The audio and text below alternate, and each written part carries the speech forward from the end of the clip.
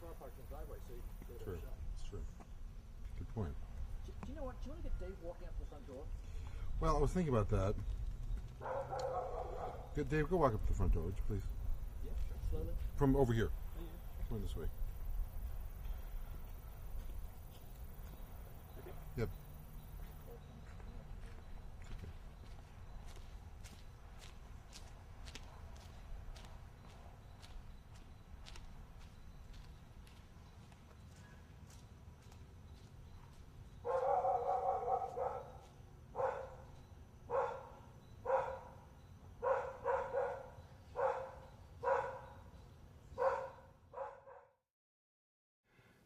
As we were discussing, Dave, looking at pretty well established now acceleration of the expansion of the universe, which requires some kind of anti-gravitational force, and the additional dark matter problem where there has to be an additional force holding the galaxies themselves together, the matter. And the conventional approach is to look for normal matter inside, pulling the mass back together. Sure. We're going to try to think about something outside repelling the matter towards the inside, and see if we can't come up with a standard mechanism for both forces, sets of forces. Sure. So first thing we have to talk about is the fact that we really don't have force fields in the vacuum. It's fairly well known, particularly in Feynman's 3 volumes. He'll explain it very well, that in the vacuum you don't yet have force. You merely have a change in the space-time itself, if you like relativity view, or we have a change in the virtual particle flux of the vacuum if we choose to use the particle view. Either way we have is a change in space and space-time. Precursor field, yeah. And so we have, on one hand, we have a curvature of space-time, which puts us in the business of gravity. And at the same time, we have a change in the actual density and intensity of the virtual particle flux of vacuum, which puts us right into particle physics. So if we take that view that we're really talking about the same thing when we talk about either one of those views, we have to, for the key to it, we have to go all the way back to Dirac's electron theory, where he conceived of the Dirac sea. Sure. And as you well know, he modeled the vacuum with little holes in it, negative energy holes, exactly the size or absence of mass energy of one electron. So it's a negative energy type electron rather than a full bore positron. Sure. And it's important to make that distinction, isn't it? Because it's, you know, like we were saying the other day, that you can have pair creation and annihilation, but of course if the masses of the 2 pairs that are annihilating, you know, say both positive mass, you know, you're going to get a photon energy of 2m, or the, you know, the sum of the masses. that's correct. Whereas if you have a hole, This is beyond the photon, the pair annihilation and pair creation. sure. Because if I have pair creation, and if this is a 0 level of the vacuum, when all the holes are filled with electrons, the Dirac sea is a field Dirac sea, Sure. and it's all filled up. I have a positron and I have an electron. The energy is all above the 0. It's all positive energy, positive mass. And that's quite different from a hole, for example, the positron. It has positive energy, positive mass, and of course is a source charge, so it produces fields and potentials with positive energy in them. That's quite different from a hole, an actual hole where the electron has been lifted by adding some energy to it and popping it out of there and leaving the hole. The hole itself is below the 0 level, so we cannot say this is a positron. That's positive energy because the energy is negative. We can't say it's positive mass energy because the mass energy is negative. So there is a difference between the hole and the positron, and it's not involved, that difference does not appear in pair annihilation or pair creation in the equations and all for that. But if we take this hole and we say, okay, what is this hole? And how does it operate? It is a charge. Sure. But it's negative energy, negative mass charge. So, and that's interesting because if I treat it as a source charge, it also will produce EM fields and EM potentials spreading at the speed of light, you know, from the time of creation of the thing in all directions. Real photons in them, but now these photons have negative energy. They came from below the 0 of the vacuum. And so I now am surrounded with negative energy EM fields and negative energy EM potentials. Now, if the hole interacts with matter, it's going to eat another electron. And by the way, that is not pair annihilation. There's no radiation. Sure. Instead of two things here, both with plus energy, interacting and creating a photon that's above that, you know, photons with positive energy. Everything stayed positive energy. This one, I have negative energy interacting positively, just go to zero. That's all, just a field hole. There's no radiation. Yeah. So if we look at the hole and we say, we connect with one more fact out of all things thermodynamics particularly, whenever we have a very sharp gradient across a certain area of the vacuum or space-time, we produce a very sharp space-time curvature, which is lots of energy density, and at the same time it's known to violate standard thermodynamics. They formed another kind of thermodynamics to even try to study it. And the thermodynamicists say not much is known about this either theoretically or experimentally yet. But we know it's there, we validate it's there. Prigogine on page, and Condiputi on page 459 of their Modern Thermodynamics spell out some areas that are known to violate thermodynamics. And this is one of them. Well, what really happens in this gradient, energy density look at, we pop out some electrons and we leave some holes. Well, the electron and the hole repel each other. Sure, sure. So the hole takes off in one direction, the electron takes off in the other. So if you look at a circuit that you use very sharp spikes in, across little pieces of space-time, particularly over towards the output section, you will find that you do pop out some extra electrons, and they just look as regular current. They'll try to go from the input to the output to ground and back. But the holes go exactly the opposite way. They head from output back to the input, and they love to go against the back EMF. And try to destroy the... So we ran into, experimentally, the fact that there was something mysterious coming out of our output section, which would appear back in our input section and start to eat electrons without any radiation. We were not emitting gamma radiation. We didn't get radiation sickness. But we would have to put in more power, that is more current, from the source in order to have enough left over after we filled the holes that kept appearing to power the circuit.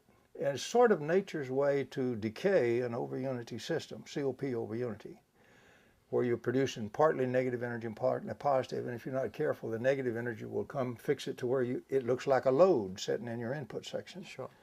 And your output, or your external power system, then has to put in more power because it's got a power filling the holes plus power operating the circuit. I suppose it's important to point out when you say gamma rays, you know, the photons you get off of pair creation could be the wavelength equal to the energy of the two masses, I suppose. Is it true to say that that gamma rays are the only wavelength you're getting off? Or? No, not necessarily. As you know, the direct electron approach has been at least considered. Sure. That you could build a C also that has a proton hole in it and protons and all, but you'd have to add quite a bit of energy, very sharp gradients to lift out any protons. It's much easier to lift out electrons from the vacuum than other. But in theory, you can extend it to any other kind of particle if you have enough energy and enough gradient to deal with. But the beautiful thing is that once we have the holes persisting for a while, some short period of time in a circuit, and their fields of negative energy are traveling at the speed of light. Sure. So just a slight persistence gives me the field energy flowing. That's a pointing energy flow, but of negative energy. And so I get an extra pointing energy flow which goes backwards in the circuit. That's what got us so confused when we ran into it, was it goes backwards. Yeah. It goes against the forward EMF rather than with the forward EMF. So that's what it turned out to be after lots of struggle with it. The Sweet device, for example, almost all its output energy was negative energy. You could short the leads of the operating system when it's putting out 500 watts. You could suddenly short the two output leads together. You would not have the typical flash and you know, melting of the copper and all that at all. For a short circuit, what you would have is instant freezing of water, ice on the thing from the water vapor in the air, just instantly coated with ice. And if you've stumbled onto a shock of it in your body, it would sort of freeze some of the nerves a little, and it took a while to heal. So we did have negative energy, and that was very interesting to be able to work with that a little bit, you know, through Sweet, because it was Sweet's invention. Sure. And we did suggest since negative energy with the fields, if there's enough of it, is there enough extra stuff riding with it that's negative energy, you could do anti-gravity with it because it repels normal positive energy matter. Protons and neutrons and things like that, and normal electrons and normal matter, it's repelled. It repels those and is repelled by them. So the thing to do was to put that to the test and see if it really does produce anti-gravity. His unit had such a COP, gain, you might say. It was 1,500,000 at 500 watts, and you could push it. So it looked like we had to increase the gain. There was a slight change in weight on the bench as measured fairly accurately at 500 watts. But it looks like we were starting on an exponential curve like this. So I convinced Sweet to do an anti-gravity experiment, push it, to double the output. And he built an extra output section to do this and connected it up. Sadly, I was not able to get there for the actual experiment, but I was on the phone here in Huntsville as he was doing the experiment, reading the results to me on the phone, and I was recording. And it plotted the prettiest curve you've ever seen. Right. It lost 90% of the weight on the bench very smoothly as you increase the load, and did show very clearly the anti-gravity effect, which we were then able to explain. We even got a minor publication of the results of that test. But, you know, the unfortunate loss of the Sweet device and so forth. So we were not ultimately able to pursue that, although it was one of those things that was bitterly disappointing because, you know, we really wanted to go to the scientific community, get it really validated, get some really high-powered scientists on it and looking at it and so forth. We were never able to do that. Sure. But it did prove the fact that you can have negative energy in a circuit, and it does produce it will power resistors. You've got to watch how you wire things up and that sort of thing. You can also turn it back into negative energy, a positive energy.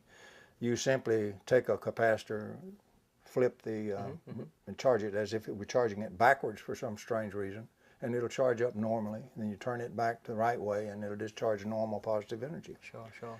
So it is very useful if you can do it, because it has another great advantage discovered by Bedini, that if you have an impedance, if you go down a wire conductor, let's do some meaning of what we really mean functionally when we say certain words. When I say conductivity of a conductor, what I really mean is that the conductor acts as a sort of inverse waveguide, and it holds the energy flowing along. If it's a perfect conductor, if I put in positive energy on this end, on the other end of this conductive section, I'll get exactly out the same energy flow I put in, won't lose any of it.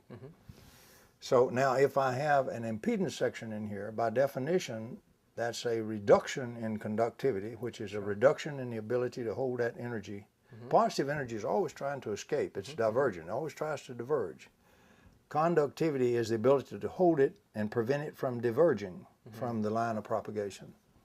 So if I have a impedance section, what I have said is I've reduced the ability to hold that energy, and some of it will diverge and escape, and that's called losses in the circuit. Sure.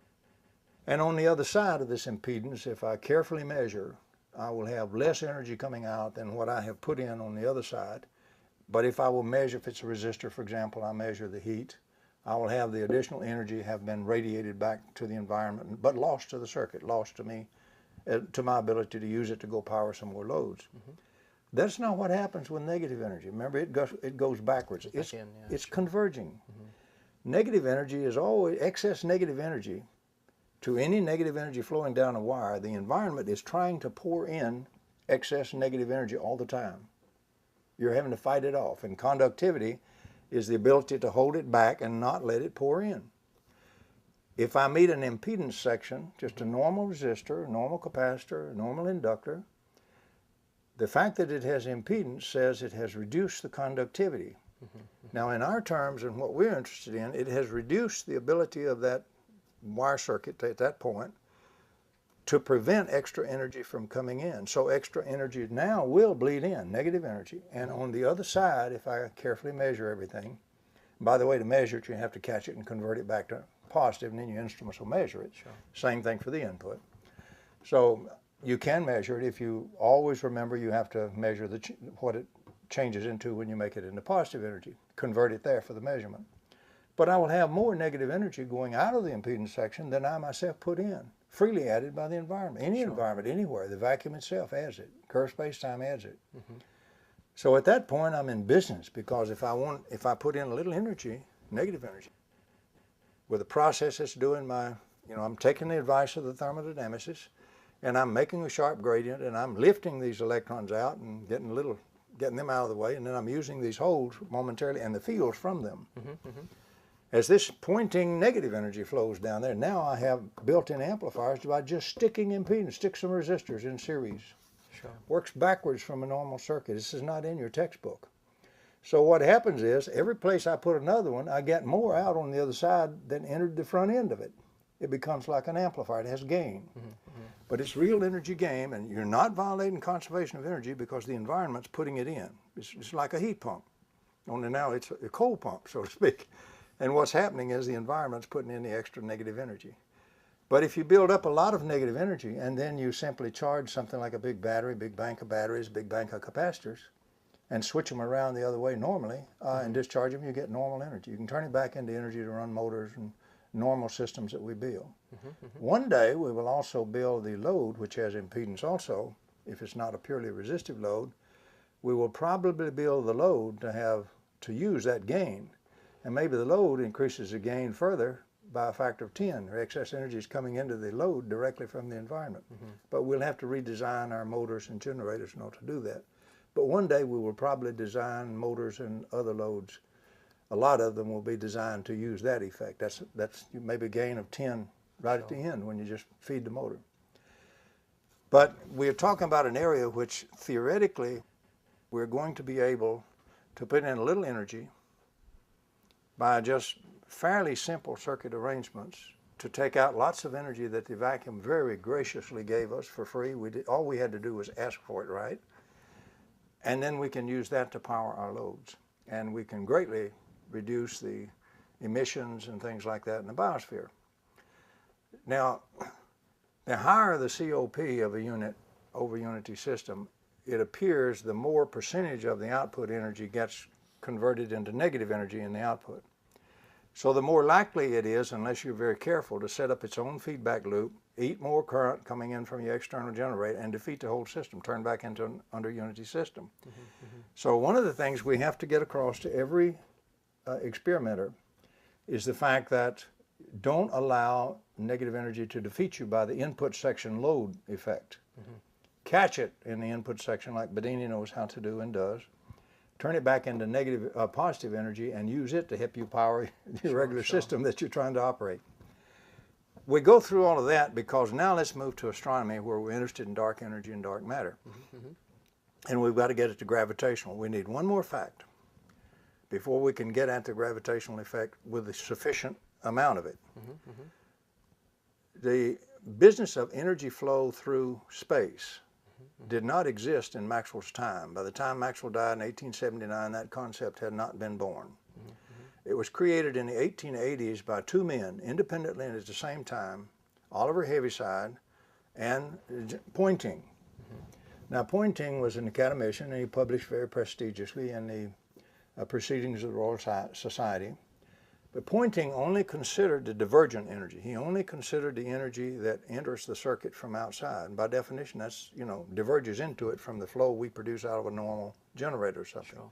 So he only considered positive energy, and he only considered the part that will diverge. The divergence of this energy flow is not zero. It has to be a positive amount. Heaviside discovered that. He also discovered the direction of the general flow of the energy is along the wire, not perpendicular to it like Poynting thought. And he did correct Poynting on the direction in a Royal Society publication. But Heaviside discovered something else very startling. He discovered that the divergence component was very small, tiny. Most of the component did not diverge, of the flow didn't diverge at all. And it's about 1 trillion times of it in an average little circuit. As much that doesn't diverge as there is that diverges. Well, this is interesting because if this is true, this means that from every generator and every battery that we build, not only does there outpour the divergent energy that we measure in our circuits and all, but there is about 1 trillion times as much energy coming out of that that never diverges in anything outside, and never does any effect. Well, in those days, in the 1880s and 1890s, particularly by the 90s, when people are beginning to look at this and try to figure out where on earth can we possibly explain this huge component of energy, that's, if it's 1 trillion times as much as the energy we're cranking the shaft of the generator, we got a problem, because we haven't got the foggiest notion where it could be coming from. They had no active vacuum. Most of particle physics still wasn't born. In fact, along about that time, they were trying to discover the electron. They still were dealing with a material ether. It was only 1887 before that got destroyed, and it took another 10, 15 years before they really got serious about it. So they were struggling with lots of things that were in the way of really understanding it. When you said before about the divergence, I mean, when you consider divergence, are you talking about, I mean, the heaviside component? The heaviside component, that's a good point. It's a totally swirling or curl component. So totally, you got to express it as a curl. Sure.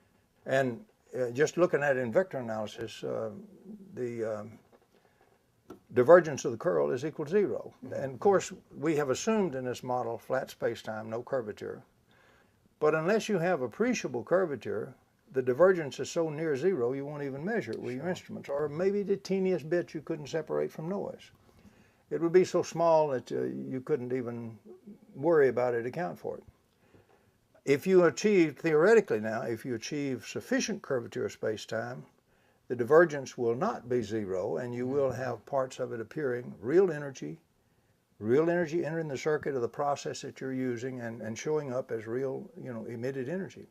A place where that happens is in an area called negative resonance absorption of the medium. It's a fairly narrow little area of optical physics, but it's a good area and very, very nicely done. It's been there since 1967 or so.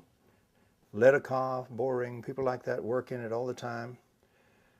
And what we call the field is defined for a static charge, a reaction to what the real field is, which is force-free, interacting with the source charge and producing a force in static charged matter. They assume the charge is static. And what we call an E field in electrodynamics is really that interaction, results of it, the effect of that interaction. The force appears only in matter, does never appear in space. So, but if the same charge is not static, but I'm feeding energy at a certain frequency into it, and this thing happens to be on little, it can either be on conducting media or it can be on dielectric media. Sure. The dielectric goes good for one end, you take the IR and the UV. Dielectric will go, I believe, on the IR end. I believe it's the conductor that's on that will give you the ultraviolet end. So you want to, depending on which way you wire the thing, you want to use ultraviolet or infrared. Infrared is heat, so all of a sudden we tie into thermodynamics real well. But if you have this thing self-resonant, particle is sized so that particle resonance occurs at exactly the frequency it's being fed, then if I feed IR energy into it, it will go into self-resonance and sweep out a much larger reaction cross-section. It will in fact diverge more energy, and there specifically about 18 times in the average experiment. The medium that's made of these self-resonant particles will therefore receive, we think all we put in was a pointing component, which is all we calculate. It will think that's all it received, and it will output 18 times as much pointing, having diverged energy. So it's a mystery because to stay away from the thermodynamics of it, people just talk about the reaction cross-section increasing. We know now, however, that we really did put in a lot more energy in terms of the heaviside component. If we go back and pick up that component, we put in a lot more than we accounted for, and it tapped just a little tiny bit of that heaviside component. The way the heaviside component got thrown out is Lorentz took a look at that in the 1890s. He was the most famous scientist alive in electrodynamics, particularly at that time, electrophysics. And Lorentz said, well, it doesn't do anything. Like everybody else, he didn't have a source of it. There wasn't any active vacuum or anything for him. Relativity hadn't been born yet for curved space-time. So he said, well, it doesn't do anything, doesn't interact with anything, so it can have no physical significance. This was the terms that he used. So he originated the little trick of assuming a closed surface around any volume element and integrating the entire energy flow vector, which is now both the Poynting and the Heaviside components, around the entire closed surface with surface integration. When you do that, you eliminate any component that goes straight through. It's positive going in, negative going out, and you throw it away. So I guess you could say that this was kind of like the final distillation process of melting down Maxwell's original information. That's correct. And yeah, ending up with the theory which we have today. They didn't really discard the physical flow in nature. Mm-hmm. What they discarded, really being very precise, was any further accounting of it because, as he said, it doesn't have any physical significance, so why bother? So now we have a situation where, for the Heaviside component, once we use this little integration trick, which Lorentz taught us to do, and once we have in our head the idea that you're never going to get any physical significance from this flow, even if it were there, Sure. it means that no one investigated it any further. It means it just got wiped out of the books and walked aside and left. It's still there. I suppose in a way you could say this is a little bit similar to the idea of what we have with, say, the 0 point energy, the virtual state energy. You know, you're not seeing any physical significance directly. You know, experimentation you can do is limited only to what you've done. That's right. So if you don't have anything that's going to show that up, I suppose in Lorentz in the same way was sort of justified in doing that. I mean, that at that time they're only looking at systems they could use and power loads and so forth. Well, ultimately, the science has to be justified by an experimental result. Sure. And if the thing won't have any action for you, it won't give you an experimental result, and they didn't find any at that time that did, then the statement was correct. It really would have no physical significance, and you may as well ignore it. However, gravitational, you see, we hadn't had relativity born yet. Sure, yeah. But the energy being there is a change in the energy density of space, and an appreciable change, since it's a billion times, a trillion times what we would normally account. So we have a tremendous change in gravitational ability. We can no longer sweep the little change of gravity due to just a little bit of electromagnetic energy. Now we have same coupling constant with a lot more energy. So now it can have an appreciable gravitational effect. That's the whole point. And the other whole point is that with negative energy, it'll have anti-gravity effects. And when I consider not just the Poynting component, but the Heaviside component, this extraordinarily large component of negative energy flow now suddenly gives me appreciable anti-gravity effect. Sure. So now we're suddenly, with a light bulb lit in our head, seeing, you mean if we could evoke quite a bit of this in a circuit, we could actually produce practical anti-gravity. So this could apply to spatial expansion, like the acceleration of the universe and so forth. That's correct, absolutely. So what we're looking at with astronomy, we're looking at gravitational effects in the large, out here in the galaxy and out between galaxies and universe. Now what we find looking between the galaxies, looking at all the galaxies in the universe, we find a very strange thing. We always knew that they were expanding, but we thought positive gravity was gradually slowing it down. Yeah, sure. Well, some years ago, some measurements suggested that wasn't what's happening, but in fact, it was doing the other thing, it was speeding up. Well, this means that all the positive energy between these galaxies is still trying to attract and slow it down. Something is overcoming that attraction and adding further acceleration. That's got to be anti-gravity. Exactly, yeah. So we're now looking for a source of anti-gravity out between the galaxies, which is repelling, therefore would repel the matter in all the galaxies.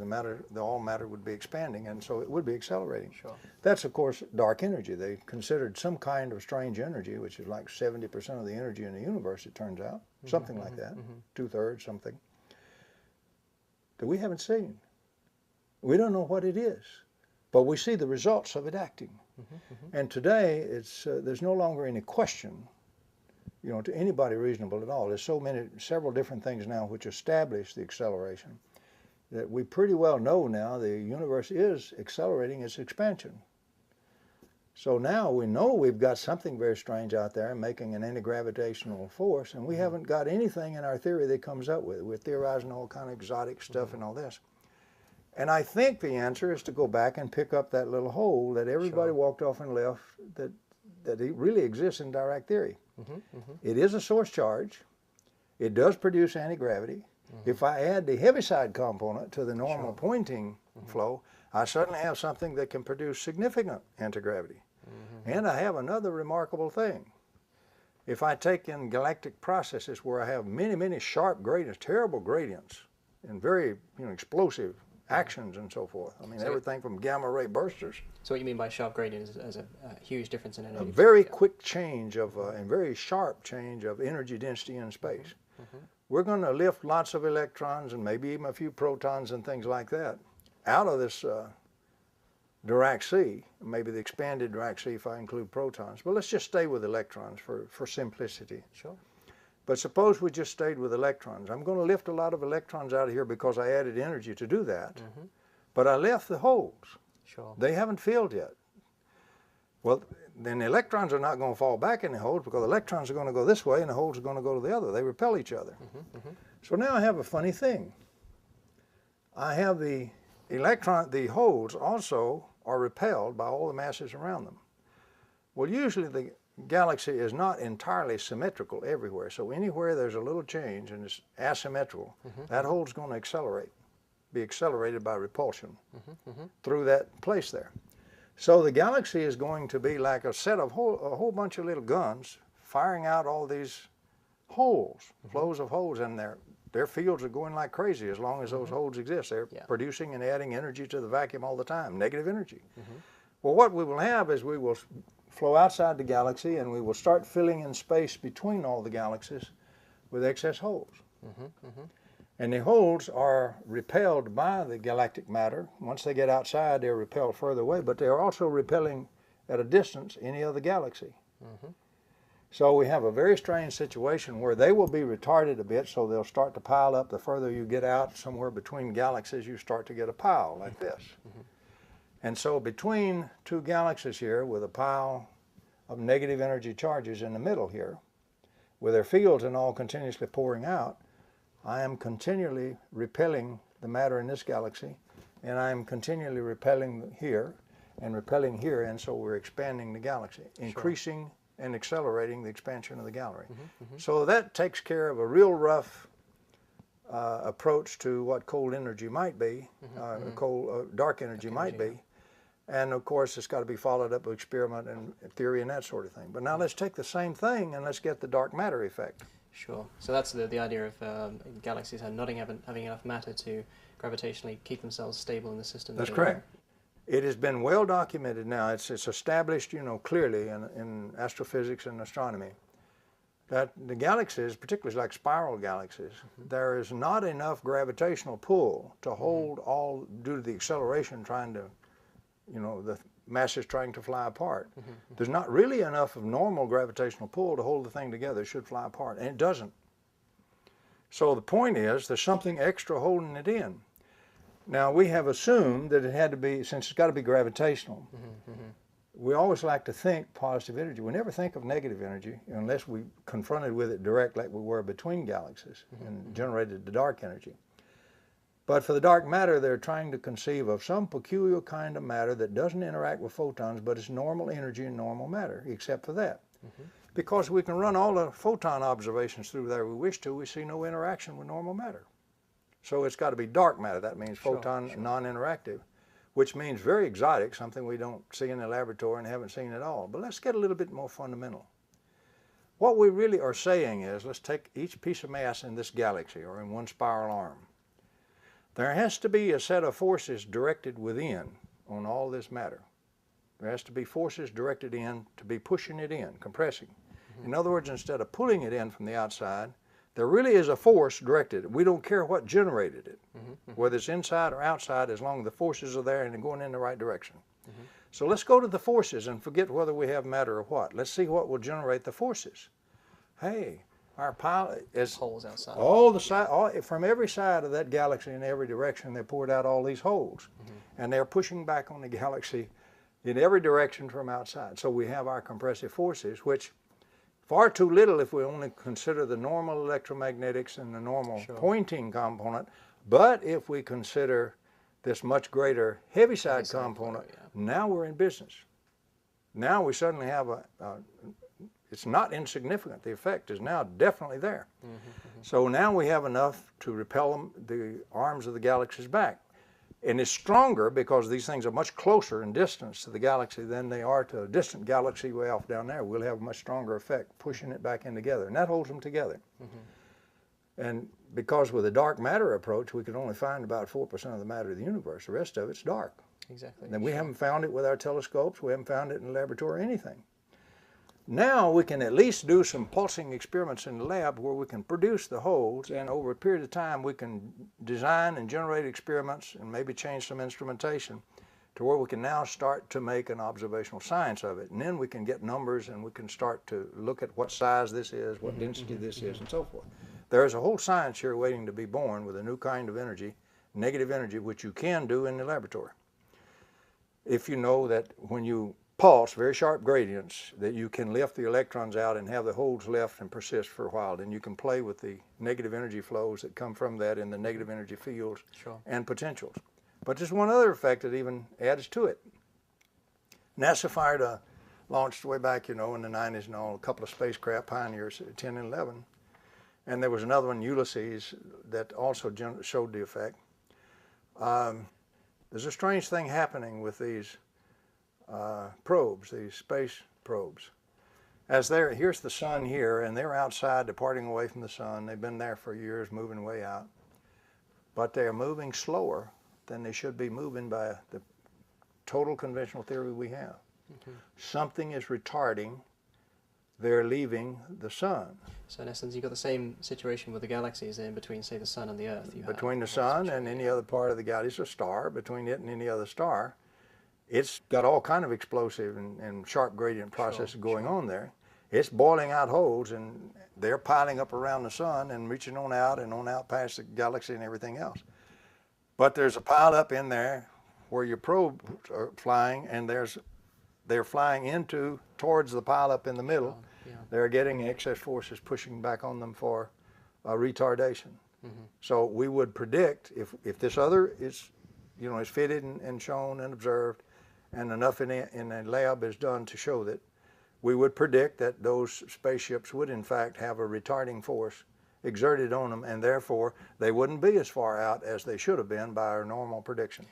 And they are not. I suppose it's worth pointing out that the sort of Newtonian mechanics, which say NASA uses to regularly calculate orbits and so forth, directly raise just a positive energy and just a positive mass. That's not correct. Dealing with negative energy at all. That's right. They didn't take any kind of negative energy into account. As far as I know, the first time they started accounting that was either when they got to black holes, they tried it a little, and then when they got into the necessity for dark energy, they didn't know what else to try. They had to have anti-gravity. So they started saying, well, the only thing out there's not a lot of mass out there, so there's got to be a lot of energy, and it's got to be dark energy because it's got to generate anti-gravity, not normal gravity. So we think that we have something here which can be shown experimentally first. We can produce the Dirac holes persisting for a while in our circuits, and they only have to persist for a little bit because they're radiating at the speed of light negative energy photons. So the fields and potentials are negative energy fields and potentials, and we can actually do experiments with negative energy in the lab. We can also, by producing significant gradients and things like that, we do change the curvature of space-time very sharply, and we can involve that heaviside component doing that sharp gradient. That's the reason we got enough energy to affect this stuff in the first place.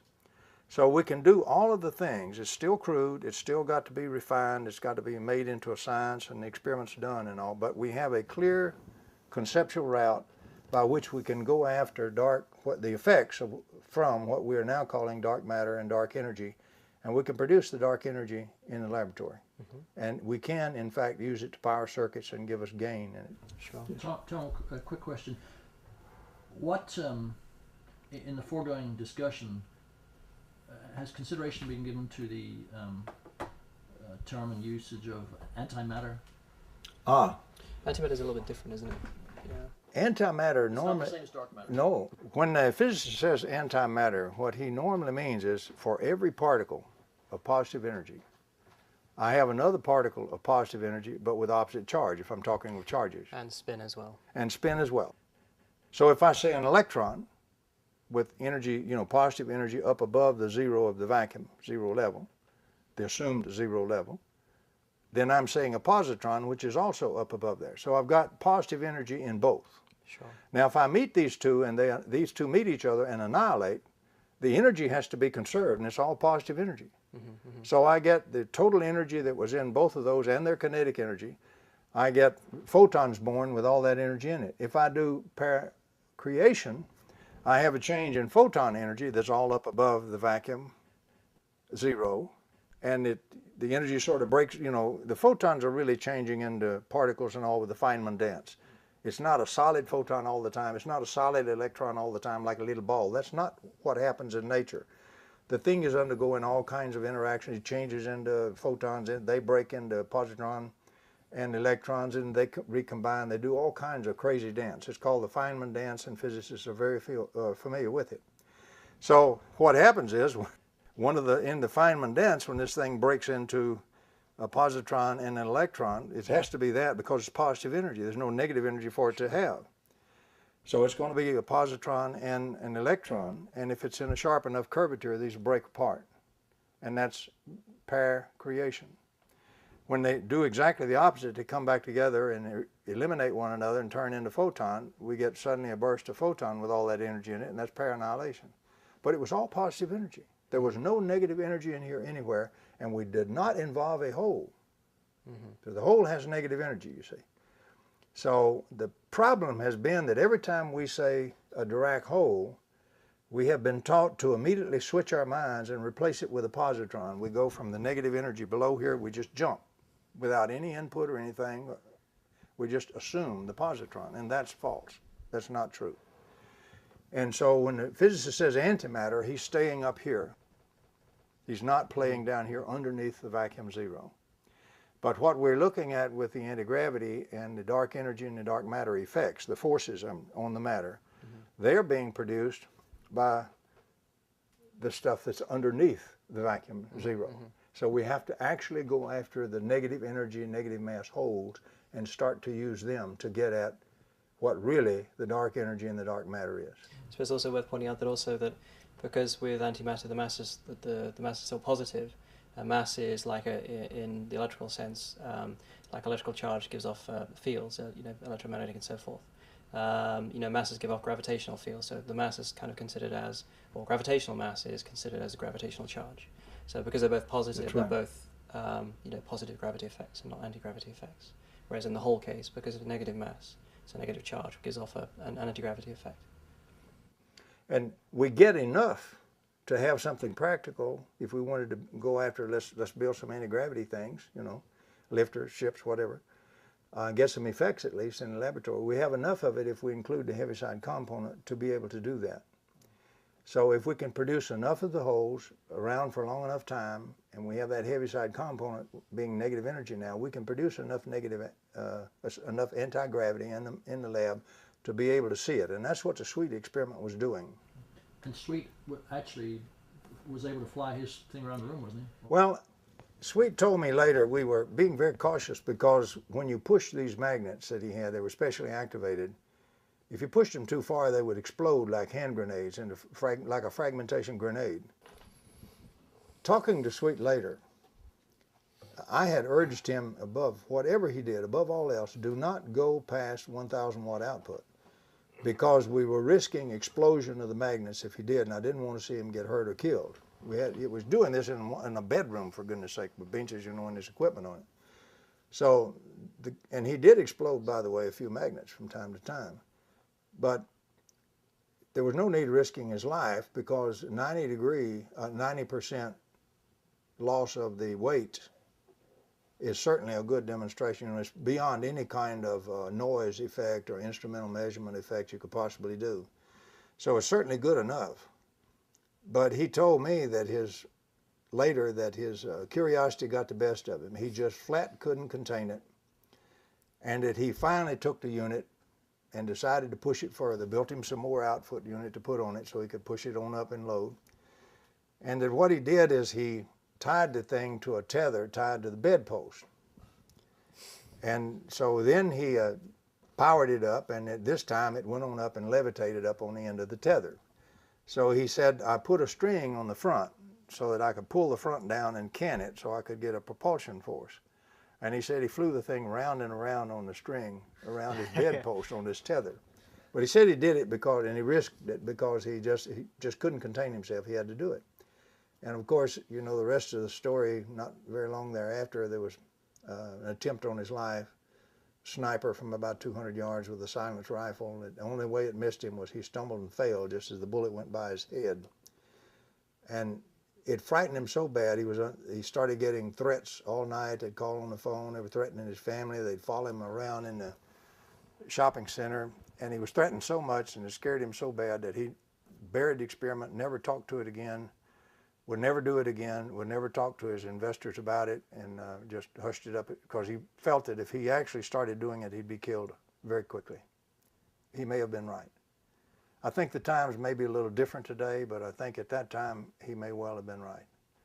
But anyway, that buried the anti-gravity experiment. And Sweet later died, of course, some years later, and carried the full secret of activating his magnets with him. I know 90% of it, but the magic 10%, I'm sorry, I just don't know. The best at working with somebody else we've been able to do is to activate magnets for a year. Oh, excuse me, sorry, 5 weeks, a month and a week. And they would gradually lose their activation all this time. But a Sweet, when he activated the magnet, it was there unless you hit it with a hammer or something like that. It really didn't lose it unless something really shocked it. But I've known several other inventors also and people and researchers who've tried to build it and who have succeeded in activating the magnets. Self-resonance in magnetic materials is now known in the textbook, particularly in thin film work. But getting a big old barium ferrite magnet to where the self-oscillation and the negative energy, binding energy of the barium nucleus going, that's something else. But to prove it, I once took a Sweet conditioned magnet. Now the B field, the magnetic field of the magnet is waving to and fro. You can take a piece of shim stock or a straight razor blade if you don't have anything else and put on this thing and turn it loose. It'll sit there on the surface of the magnet and wave to and fro like this, fanning air all the time, doing work. There's nothing but a shim stock sitting on a permanent magnet.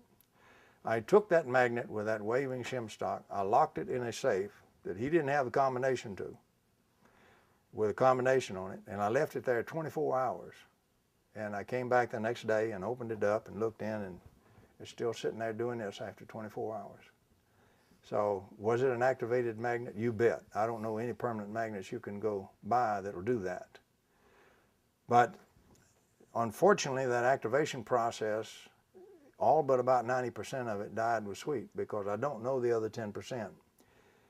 Walter Rosenthal knows a good bit of it. Walter built the device that he used to control his activation.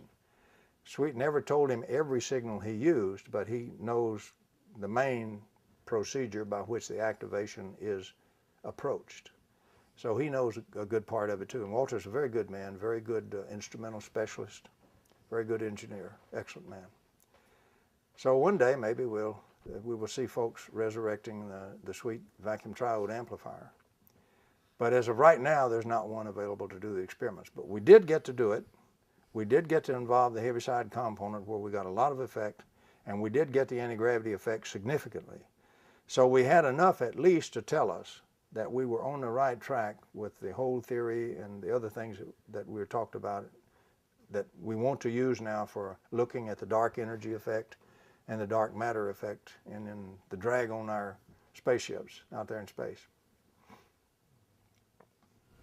Okay, I guess we should talk about gauge fields, the idea of a gauge field, and how in this instance, in say for conventional gauge theory, that the gauge field or the A potential that we use is not a physical field, whereas in say high symmetry electrodynamics like O3 or something, the gauge field that we're using there has more degrees of freedom and has a very physical significance to the system that we're talking about. Okay, that's a good one. So what we have in say gauge field theory is we start off with say a gauge field, and we have this way of saying that we can include this gauge field within the system of mathematics, and we can have the dynamical sets of equations that we use to be invariant under changes of this gauge field. So we have the freedom to regauge or change this A potential without affecting the physical dynamics of the fields that we're incorporating it in. But in the case of, say, high symmetry electrodynamics, we have this case where the degrees of freedom that are contained within the A potential we put in these equations is a lot greater. For example, in say, conventional electrodynamics, which is what we call a U1 theory, you only have 2 degrees of freedom, or 2 polarizations, the conventional sort of electromagnetic wave graph. But of course, when you go to O3, you get say the inclusion of longitudinal oscillations, say like the B3 field or something, or if you're considering other higher symmetry fields. So in the case of when we talk about say regauging or this sort of precursor engineering, perhaps you could give an example of how it is the case that by regauging those fields, we can sort of change those, or change those precursor fields to in effect get them to do more work than you would be if you left them alone. Very good, and that's a very, very accurate point, because we do a very strange thing in electrodynamics, because historically, way back, if I go way back to the time when there was only about 3 dozen electrodynamicists on Earth, Maxwell had his equations out, but there were not very many electrodynamicists, what we would call electrodynamicists today. There were only about 3 dozen on the planet. And so it wasn't that we've got hundreds or even thousands of people working this at all the universities. This had not come along yet. So they had not discovered the electron yet. We didn't have most of particle physics born yet. We didn't have relativity born yet. And at the time, nobody thought that the potentials had any reality at all, except Maxwell himself. Everybody thought the potentials were just mathematical figments to help with the mathematics. And that the only real thing, as you said, the only reality was the force fields. Everybody was for force fields. Today we know there is no force field in space. But they had a material ether. Everybody also believed in material ether, which a thin material fluid which fills all space. There's no point in space, in other words, if you assume this ether, where mass is absent. Well, if you have a change there, you have a change in mass, at least in the luminiferous material ether. You're going to have force then. So it was absolutely natural for them to assume force fields in space, because they were really assuming force fields in the material ether. Well, the material ether was destroyed and annihilated experimentally in 1887, and some more follow-on experiments validated it. But they never changed a single equation, all of which assumes the material ether. Just one day, they got up and they sort of announced, well, there's no material ether, so we're not using one. But they never changed a single equation. The electrodynamics taught in classical electromagnetics and in electrical engineering today at all our universities still assume luminiferous material ether over 100 years after it was falsified. They also assume a flat space-time because general relativity hadn't been born. Well, we've known since 1915 now that's false. It assumes an inactive vacuum because most of particle physics hadn't been born, and today we know that's false. So there are many serious flaws in the present classical electromagnetics theory at U1 type that's taught at university and electrical engineering, because physics has learned a lot of science since then, but the models have not been changed. The models are still based on all those other assumptions. But what they did do when they did regauging, the equations as they turn out, quite a bit nonlinear, and they're awfully hard to solve. It's hard to get closed solutions. Normally you have to use numerical methods if you leave them alone. And so when you didn't have computers and you didn't have computer programs like Mathematica and so forth, numerical methods were bare. It was a lot of nitty-gritty, long, repetitious handwork, and you'd go page after page after page. To try to get through something very long without making some small mistake was very difficult. So it really was arduous to try to use numerical methods. They really needed equations which could be open to closed solutions. You could get closed solutions, function solutions for them.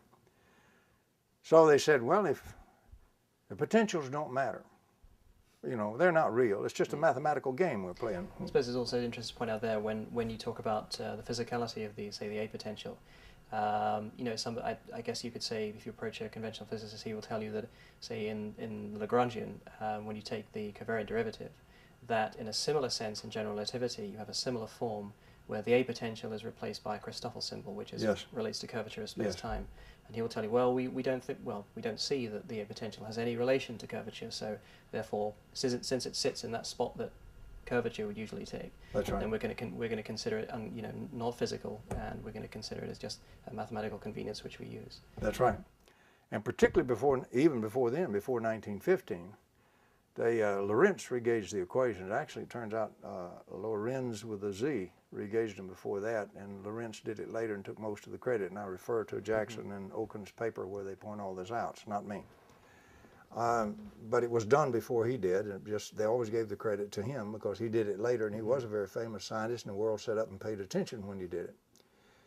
But the problem was we needed a closed solution set of equations where you could easily solve them algebraically and not have to beat it to death numerically with very slow, painful methods.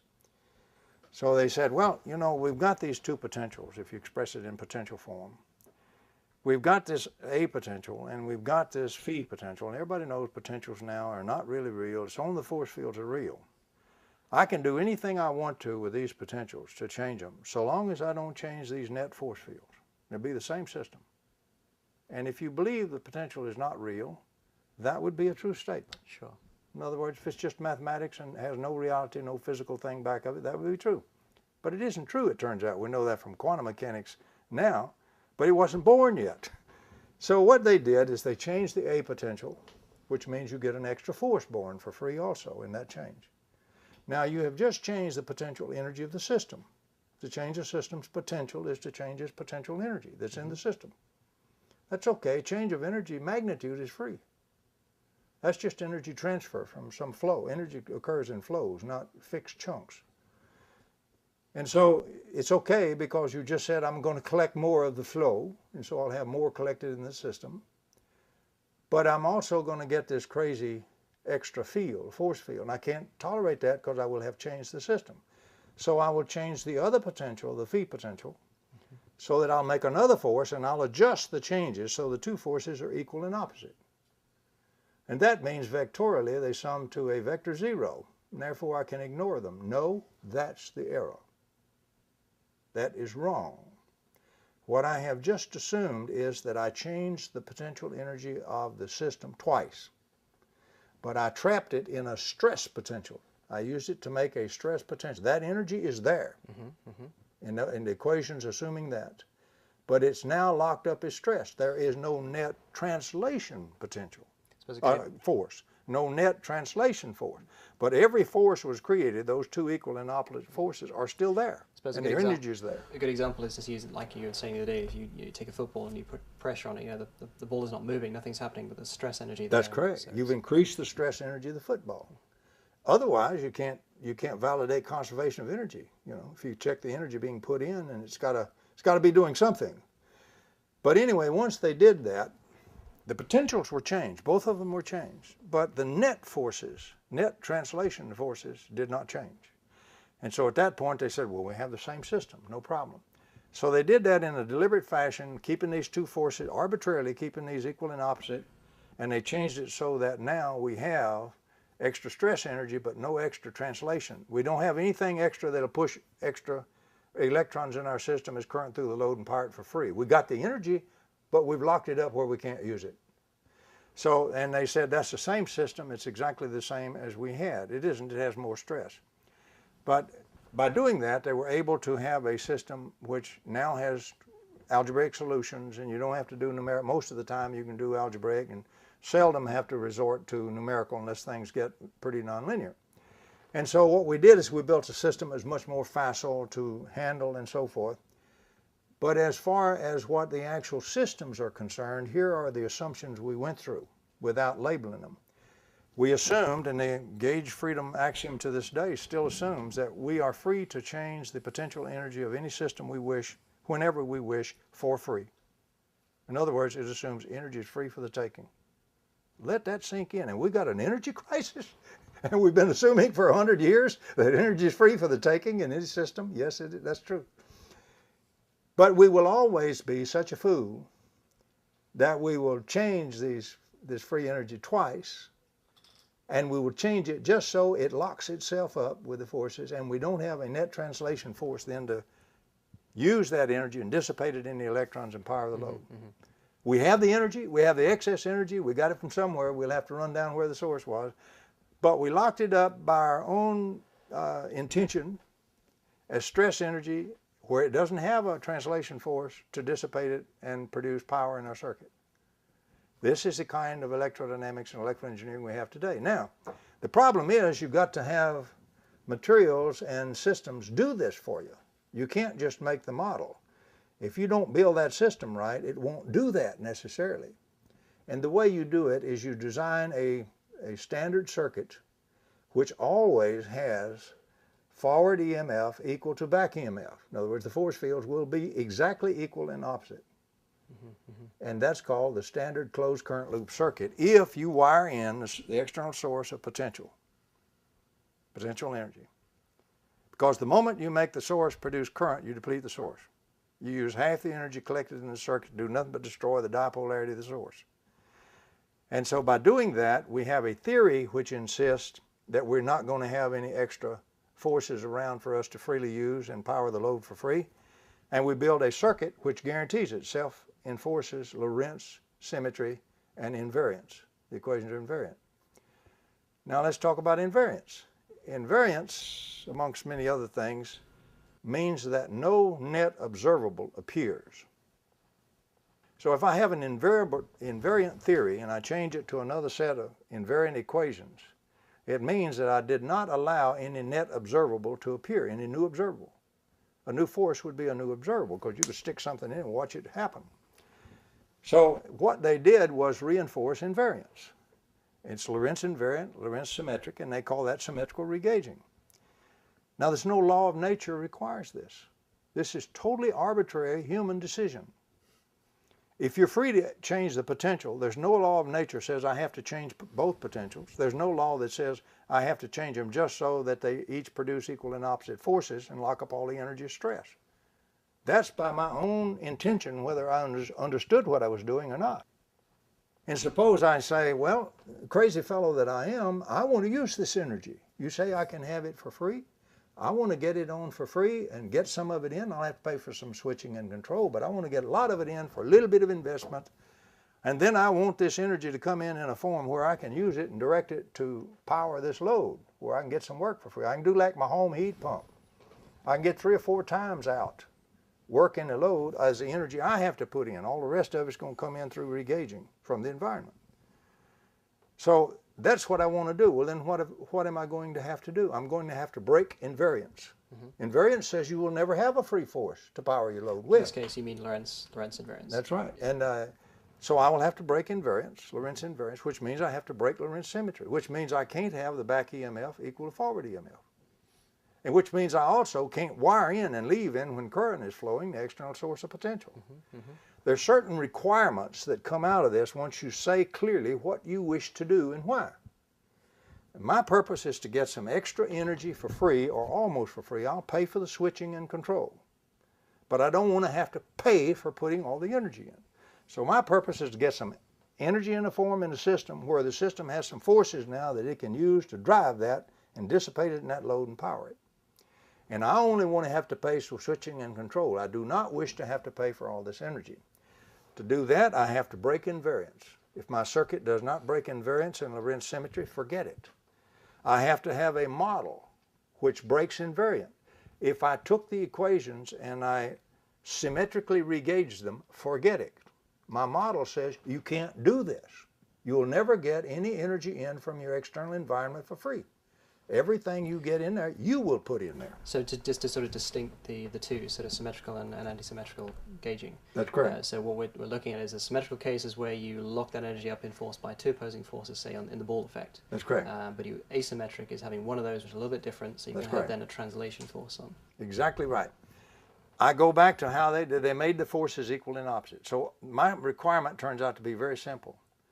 The regauging I do has to make the forces not equal and opposite. They can either be different directions and have a net resultant, or they can be not the same strength and have a net resultant and still opposite in direction, or several other variations. But I must not have them equal and opposite. That's the main requirement. That breaks invariance when I do that. It also breaks Lorentz symmetry. It also gives me some free new observables, that's observable forces, and some new free potential energy in the system. And now I have a force to take this potential energy and expend it in a load, and I can get free work out of it by paying for the control and switching. I haven't violated physics. Now, I've violated a lot of people's idea of what physics is going to be forced to be, but I have not violated physics itself at all. I have not violated thermodynamics. I did not claim that we created any energy out of nothing at all. I said it came in from the environment through regauging. We go by how we get that in from the environment. If I get it to come in a shape where I can use it and can direct it to power, energy, and load, I have something analogous to a common ordinary home heat pump. Absolutely permitted by thermodynamics and by physics. I haven't violated anybody's rules. I haven't violated conservation of energy at all. So the question then becomes how do I go about changing the back EMF and the forward EMF, making them not equal? And the main thing is, how do I potentialize my circuit? All the energy in the circuit comes from the potential. The standard little simplest formula in the world, W equals phi Q, for example.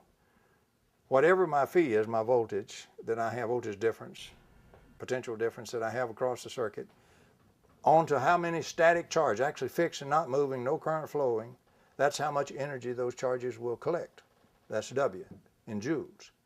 So what I wish to do is I wish to have this circuit absolutely sit here and not move at all, allow no current momentarily. I want to connect my external load. I want to flow the potential across the circuit, potentialize all of those electrons. Every one of them gets its potential charge. And it's now excited. It's now an excited circuit. And then I want to switch this. I've drawn no current from the potential. I haven't changed this potential source at all. It'll flow potential from now till the end of time if you accept no current from it. So what I want to do is separate the source potential. I want to leave this gap. I want to plug in, say, a diode. I'm using an example, a diode and a resistor. And then I want to sit back and have a magic switch. Either the circuit switches itself or I have one to throw, where now energy can flow in the circuit. And at that moment, when that current starts to flow, this circuit will depotentialize. It will decay, discharge. It will power the load freely with some amount of energy. And then I do it again and again and again. I can get more energy in the load, and I don't violate any law of physics and any law of thermodynamics than I have to put in myself, just like a home heat pump. The energy is input. It's just that I personally do not have to input. The efficiency of the system is not greater than 1. No system does.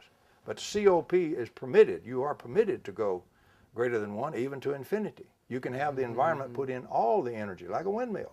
So I guess at that point, is it sort of necessary to sort of classify a distinction between what we would say to be sort of observable physics, the stuff that we would say where you can form closed systems and you can, look at, the conventional law of thermodynamics, etc., compared to, say, like the virtual state system, where if I say this is the collection of all observables that we see, the physics, houses, people, all the things that are going on that we see, and this side over here is the virtual system, where there is some bleed of information between these two guys. And of course we see that with dipole systems and charges generating field information from from essentially nothing in a way, but it's not nothing if you take into account this virtual state system. That's correct, and that's a very good point, because when we talked about invariance and we talked about breaking invariance, we really said in effect that we're going to have an extra observable appear. Now let's reason together. If I have no observable input and I have an extra observable appear in my circuit, then there's only 2 explanations that are possible. One, I created energy out of nothing at all. The circuit did. Okay, if you do that, you've got to give up the entire conservation of energy law, destroy most of physics, and that is not true. We've got too much that shows energy is conserved. So that's out. Sure. So we didn't create any energy because that's a non-viable option. The only other option that's there, since I had no observable input change, is that I had to have virtual energy input. I must have the energy input. Now, the laws of nature do not say that I have to have this energy only in one form. It says you can have it in any form you wish to as long as you transform it to the form you need. Well, let's pursue that a matter. Let's talk about now the difference. We've got to be very clear about the terms vacuum energy and zero-point energy. In quantum mechanics, if I have an oscillator going and I cool it down in temperature and all of this to absolute zero, classically, and theoretically, all the motion stops and there's absolutely nothing going on. It's absolutely static. That is not true in quantum mechanics. In quantum mechanics, there's a residual motion that remains. It's the lowest quantum state. But it's still real and it's still observable. It didn't go away. And because of the zero temperature and all that, we call that the zero-point energy. So when I have a better model or a model to look deeper into the smaller parts of a system rather than so high in the classic area, I now find that I do have zero-point energy. That is energy that's left when everything else classically would have reduced to zero. But it's observable. So it doesn't meet the criteria we just talked about. It is not energy that's non-observable. So my problem is I've got to go one. That's where all the thermodynamics stops. They start with the energy when it's already heat, it's already in observable photons. We have just said to do what we wanted to do with our system there, we had to go one step further than the observable state. Otherwise, we'd have to be creating energy out of nothing, and we are not doing that. This drives us then to what is called vacuum energy, loosely. Many people misuse these terms. They are not the same. Now, what we mean by vacuum energy, quantum mechanics tells us the vacuum is subject to all kinds of little fluctuations. You can have any amount of energy as long as the time is short enough it's less than one quantum of action, of change. As long as it's less than a quantum of action, it will not be observable. No instrument will measure it. It will not produce any physical effect by itself. And so when you look at the vacuum with your instruments, you won't be able to find these little fluctuations. But the energy can be enormous, and they occur at such an entire rate. We ask ourselves then, what would be the density of all this completely disintegrated energy, completely disordered energy? What would be the intensity of it or density of it if we could measure it? Well, what we are doing is assuming that somehow we could cohere it and integrate all of it together and say what would be the intensity of that if it were integrated. Mm-hmm. It turns out to be extraordinary, incredibly large. So large it boggles the mind. I mean, 1 cubic centimeter of vacuum, depends on who makes the calculation and the assumptions you make in it, but an average kind of good calculation will start with a cubic centimeter of vacuum about the size of the tip of your little finger. And there's more raw energy in that if it were cohered and were collected so you could measure it, mm-hmm. than is in all the observable mass in the universe. Wow. Now this is people like Wheeler. This is eminent physicists now making this. They disagree with a little bit of the assumptions, mm-hmm. and one will get 10 to the 90-something, converting it to mass, grams per cubic centimeter. Sure, the other will get 10 to the 120th, but okay, that's good enough for government work. It's a big number. It's good enough for us to say, if I can get the tiniest bit of that, I can get all the energy I want right out of the vacuum. So what is my problem? My problem is I must find some way to coherently integrate, and also reorder this totally disordered virtual state energy of the vacuum. Now that's been considered such a remarkable thing that nobody's even looked at how to do it. But they have also remarkably refused to look at the fact that the source charge, once you produce some charge, any kind of charge anywhere, and fix it, it's nailed on a bench, it's not going anywhere. And it's isolated, that is, nobody's putting photons in here. Mm-hmm. This thing will sit here and you can take your instruments in the line and you can measure the emission of real photons, real fields, real potentials at light speed from it in all directions.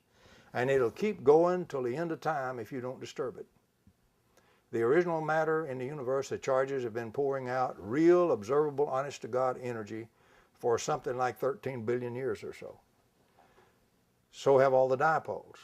Well, in particle physics, we know that opposite charges do have broken symmetry, which means something virtual had to become observable. Some kind of integration had to occur.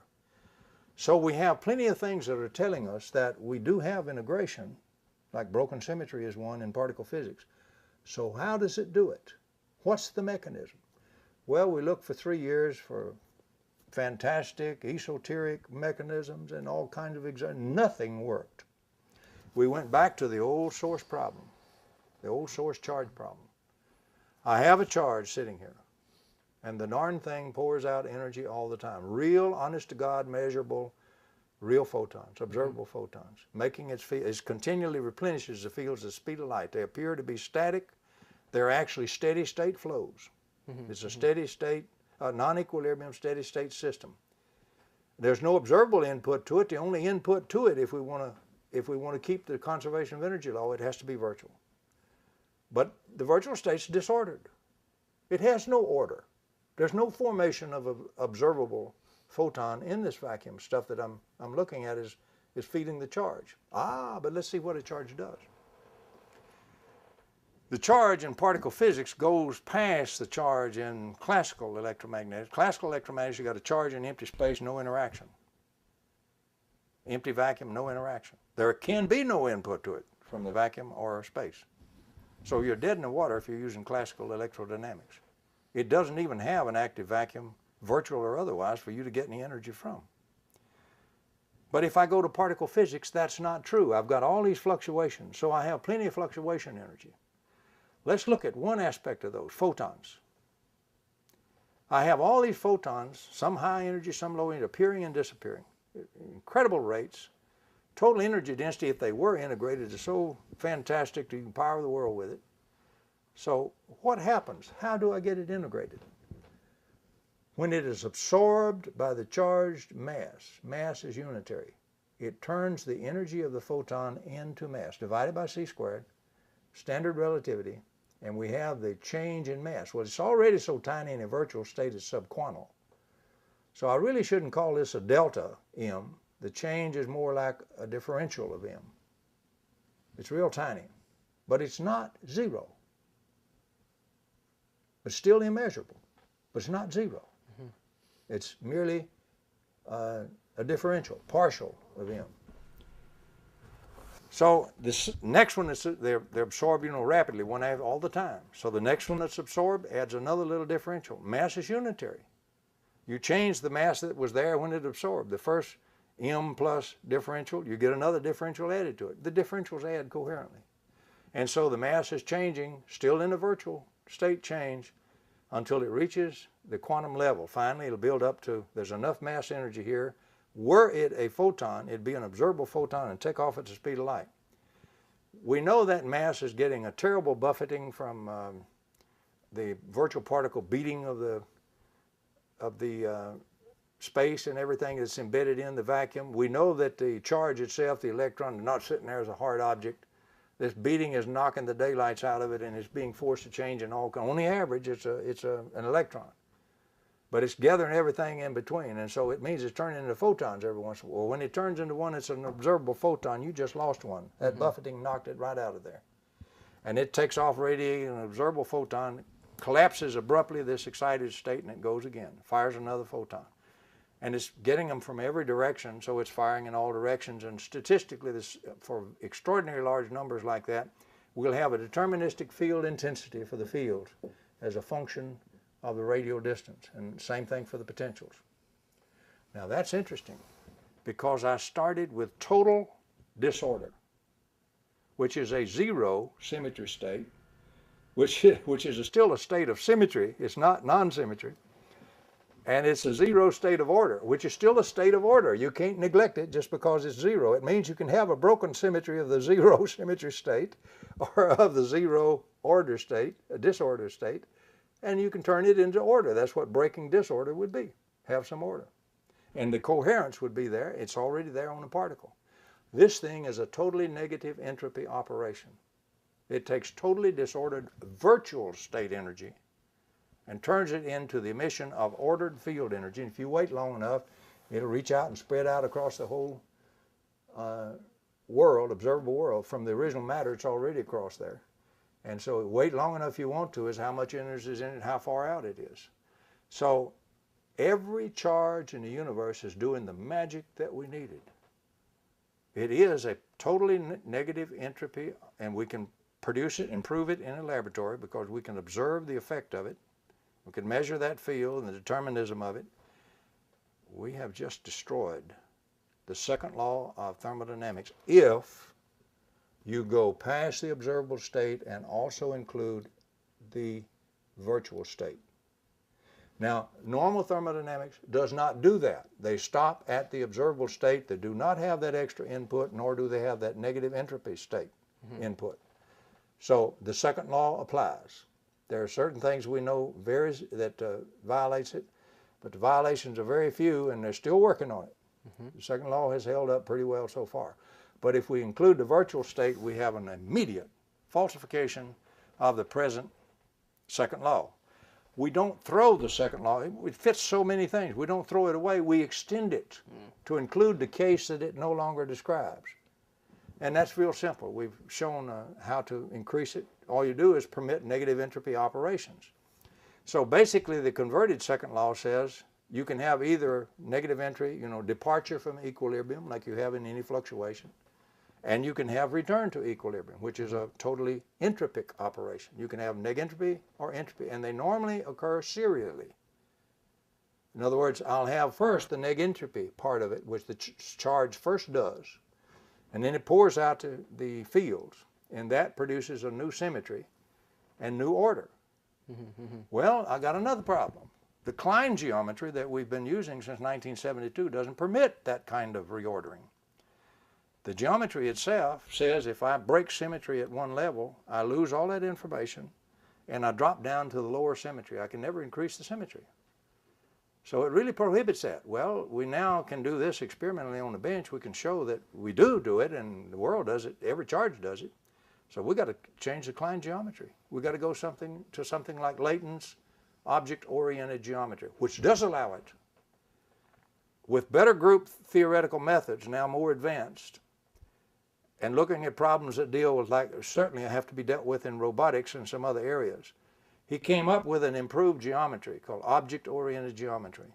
And it has a very unique characteristic. When I break symmetry at a given level, I keep the information, don't lose it. So I've still got my lower symmetry, I didn't lose that. But it also creates a new higher symmetry at the next higher level. That's called orders, hierarchies of symmetry. His geometry comes out with hierarchies of symmetry, which is a negative entropy permitting operation. It prescribes you have to have negative entropy to get that next higher order. You had to reorder to do that.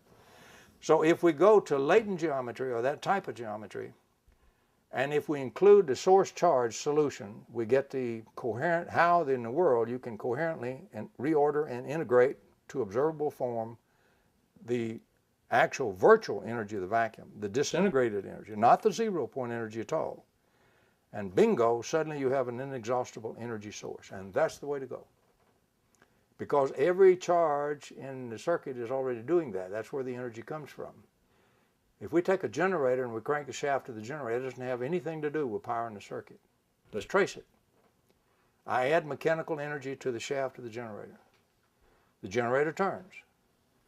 Once it's in rotation, all that mechanical energy is transformed into rotating magnetic field energy. That's a change of form of the energy, that's work. So I have to do work to crank the shaft of the generator to produce that rotating magnetic field. All the work I put in is gone the moment I get the rotating magnetic field. And I lost some. It's not a 100% efficient system. So I had to put in a little more than what I got. Well, what does the rotating field do? Does magnetic field go sailing out of the terminals of the generator and go sailing off just pure magnetic field? Nope. What it does, you expend all that magnetic field energy on the charges inside the generator force. Negative charges one direction, positive charges the other. Now, admittedly, you've got to rearrange through your connected circuit all the charges, but you polarize the entire circuit. Now, once you polarize it, it's all excited. The potential has flown down the circuit. There's plenty of energy in the circuit. In fact, there's far more if you count the heaviside component than anything you dreamed of inputting by cranking the shaft of the generator. And it all came right out of the vacuum by these charges you forced apart, because in particle physics, opposite charges are a known broken symmetry. They do produce new observables, real energy. And so particle physics agrees with it. A Nobel Prize awarded to Li and Yang in 1957. That's one of the broken symmetries. So what really powers the circuits anyway that we're building is the same energy from the vacuum that we were just talking about, the disordered, disintegrated virtual energy, not the 0-point energy, being reordered and integrated coherently and turned into real photon energy by the source charges. Once I get those things separated, the differential is going to give me the excitation and the energy collected in that external circuit. If I will leave that source dipolarity alone and not touch it, it will pour out energy till the end of time. But if I let current flow all the way back through it, half of the energy collected in the external circuit will be used to do nothing but destroy the polarity that I just paid to make. Since I have a less than 100% efficient remaking the polarity, I will always have to put back in more energy to restore the polarity that I foolishly designed my circuit to kill than I'm able to get out there in the load. So I'm always in under unity. And that's why every system we build today is so. I pay the power plant and the power company to have a giant wrestling match inside their own generators and lose. That's what we pay them for. We don't pay them to think and think of modern physics. So the point is, all of this stuff, breaking invariance, going after the virtual state energy, even though it's tremendously disintegrated and subquantum, I don't have to discover how to extract energy from that and coherent. There is an object built by nature itself and given to us in unlimited quantity everywhere, easily handled, easily created and set up on a bench, that will do that forever. All I have to do is learn how to correctly use the little energy gushers, the little oil well gushers of this vast energy oil field that nature's given us. And that we have yet to do. Maxwell did quite a complex construction of electrodynamics. He used what Hamilton came up with as the idea of quaternions, or Maxwell called them fermions, because quaternions come in four objects. Okay, and now the mathematics of quaternions compared to vectors or even conventional numbers is very different. They behave differently. They have a completely different, what we call a different algebra, and there's. Because of the different algebra, quaternions have a very different mathematical structure, which means they can contain more information from a system. Okay, they contain, in terms of Maxwell's equations, there are 20 equations which you get if you have the quaternion structure. Just to give you some example or reference, the conventional electrodynamics which we use today has only 4 equations. So what you've done in essentially going from, chopping off the bits from quaternions and doing some other alterations, you've gone from 20 down to 4, so you've lost 16 of your equations. So that's a lot of information loss. Okay. Can you talk a little bit more about what was in the 16 equations that disappeared? Well, the 16 equations is really, say for example, that relates to the highest symmetry O3 as compared to, say, U1 for conventional electrodynamics. It wouldn't really relate to it, other than just saying, because you see, in order to describe that, I could describe, say, what Myron uses the B3 field, which is a longitudinal part of the wave. Mm-hmm. That comes in from the quaternion construction. And is one of the discarded 16 equations? This is, if you don't have quaternions, you don't have the B3 field. What I'm saying is, of the 16 equations that Heaviside threw out, what was their what was it that they expressed? Well, these are just dynamical equations of fields which describe the way that the fields interact relative to one another. Like conventional electrodynamics, you write down the field equations, but they're all fields in terms of each other. It relates the E field to the B field, etc., and so forth, which is the electric field and the magnetic field. Is there anything about those 16 equations that comes into play with what Tom is talking about? What we're dealing with yeah, certainly. The B3 field. Well, the B3 field is just one example of, more variables. One of the extra variables you get in, Maxwell's equations. There probably weren't many electrodynamicists who continued on with Maxwell's original equations. I don't believe so. I don't know where. A lot of Tesla's papers are out of the loop. So as to, the stuff that he was using was certainly contained, as far as I understand, in the quaternion formulation of electrodynamics. You can't get those sort of effects otherwise. That makes sense. I mean, it's a sensible. Yeah, sure, definitely. Well, and Barrett's work indicates that as well. Yes, I think so. Quaternions really are a very powerful way to enlarge the structure and the information content of your model. It really gives a new type of aspect to the way the fields behave as well. So you're allowed to have these very strange, say, longitudinal oscillations. You're allowed to have odd things going on which you don't see in normal electrodynamics. I would say that a lot of the effects we've seen so far need some work to understand exactly how those extra components are working and operating. But I do believe that the information which we're looking at is contained in the quaternion structure of electrodynamics. Obviously, I don't think that's the final sort of holy grail of everything, but it's a very big step to getting the huge portion of physics which is missing essentially from conventional views of electrodynamics. Okay, so quaternions are sort of what we call. Let me just draw an axis first. Okay, so if I'm going to look at any kind of physics in this two-dimensional arena that I've defined here, what I'm going to do first is define what I call a basis component or a basis vector. Say, for example. Okay, I'm going to make this. I'm going to call this E1, and I'm going to call this one E2. Okay, so whenever I write a position in this space, what I'm going to write is the position of this point here is going to be equal to x1 E1 plus x2 E2. That defines a vector representation of this point here. Okay, and these things these are basis vectors. Okay, and these have a very well defined behavior with respect to each other and so forth. Okay, so that's a vector. Okay, with a tensor, that's a little bit different because what you're doing now is you're combining these elements. Say, for example, in electrodynamics, we have what we call a force tensor. Okay, and if I write this turns into something which is well. Let me define first that I can write this as this is just purely another way of representing what I have here. I can write this as x1, x2, an object like this. So it's like this is what we call a vector matrix representation. Okay, with a tensor is a little bit different because you're not only having information components in this direction. Say, for example, I have something which is now looking like this: x1, x2, x3, x4.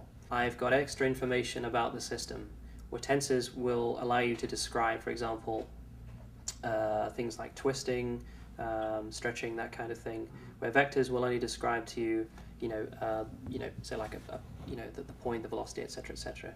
So the force tensor, for example, electrodynamics, or even just conventional mechanics, will allow me to describe the stress of the system, twisting of the system. Quaternions are a little bit different now because what we've got now, instead of these basis vectors here, if I write a quaternion equation, what I've got is x now is equal to x1. I'm going to write quaternion 1 plus x2 quaternion 2, and these are not the same as these things. What we call a quaternion algebra is very different. Now, what I mean by an algebra is, say, for example, the number of the algebra of numbers, which you're familiar with. Say, for example, if I take 1 times 2, that's equal to 2 times 1. Okay. Now, in quaternions, that's not quite different, because if I take a quaternion labeled A, and I could take quaternion labeled B, this is equal to minus B times A. So that's not the same. So if you flip them around, you get a sign change. Okay. If I could write the full algebra here. If I write a quaternion like this is equal to 2, like this. This is the actual algebra which I'm looking at.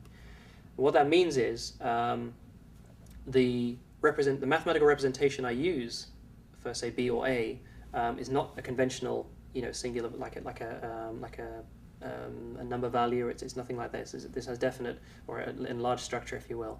And we have a matrix structure. Is a nice representation to use. So what that means is, because you have this enlarged structure, it means you can have more information content in your field theory, or the theory you're trying to describe, as opposed to vectors, which have essentially less information to them. If I have this vector approach, do I still have a valid set of equations which give me what I need? And to all intents and purposes, that was pretty much correct, and it still included the Heaviside component. But again, of course, Lorentz had this trick of getting rid of the Heaviside component, and then you have what we have today, which is the vector representation without the Heaviside component, which is basically as watered down as you can possibly get version of electrodynamics. Yeah, well, thus we have a very limited system of electrodynamics. It is very limited, extremely limited. To give an example, this what we call anti-commutativity relation. This is what we call an anti-commutativity relation between two quaternions. That very structure gives you fields which you don't have in the vector formalism. For example, what Myron Evans is dealing with, the B3 field, right, which is if I draw a conventional electromagnetic wave, okay, this is the E field, and this is the B field here. Okay, if I have this system, if you have this system of quaternions, what you in fact have is a longitudinal oscillation called the B3 field as well, along here. So you've got an extra degree of freedom which is introduced into your equations, which can introduce some vitally different physics to what you're used to with conventional E and B fields. So it's almost in a sense you're just saying, well, okay, I'll take this first model and I'll discard a lot of physics and pretend that that's not relevant to what I want to do anyway. And to a large extent, it's not. We know that conventional circuits work and work pretty well, but of course you're missing stuff which could give you some potentially new phenomenology. I think it might be worth also mentioning this, perhaps discussing that on the issue of sort of dark energy, the idea that when I take quaternions, which is the sort of yes. The idea that when got to get to symmetry or we're not there. We know that the universe is expanding, and from that we know that it's not just expanding but accelerating. Now, so you need some description of your universe which encompasses that. Now, in conventional theory, you have to plug in cosmological constant by experiment, and there are 3 different distinct types of universes. But with quaternion structure, if you impose that on GR, you get exactly the one unique solution, and that unique solution allows an oscillating universe. And with an oscillating universe, it's a sort of sinusoidal action, and you will get variations in expansion. So it will be accelerating, decelerating, accelerating, decelerating. So you automatically have that formalism of expansion and contraction in there. So coming back to what you were saying about the holes, which are repelling and speeding up and accelerating the expansion of the universe. In quaternion GR, you get exactly that. That is exactly the unique solution for the type of universe you have, as opposed to conventional GR, which only has I think that's a beautiful lecture. I couldn't possibly add anything to that. That's beautiful. But it's absolutely true. If you do not use a higher group symmetry model, you do not have a model which can describe it in the first place. Your model itself will exclude it. Exactly, yeah. And if you judge the criterion by what your model says, by what the mathematics says, and you keep using that model, you will continue to say, you can't do this. Say, here, mathematically, you can't do this. It's impossible. Yeah. Well, that's an incorrect statement.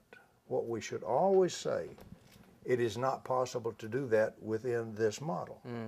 And your return then can be, well, okay, then if we change the model this way, just as you went through, exactly, if we change it this way, then we can do it.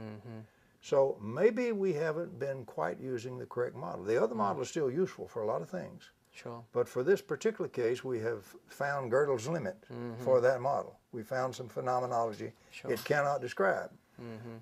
That means we simply find us a better model, as long as we're going to deal with this phenomenology. If we find one that can describe it and it fits experiment, we're in business.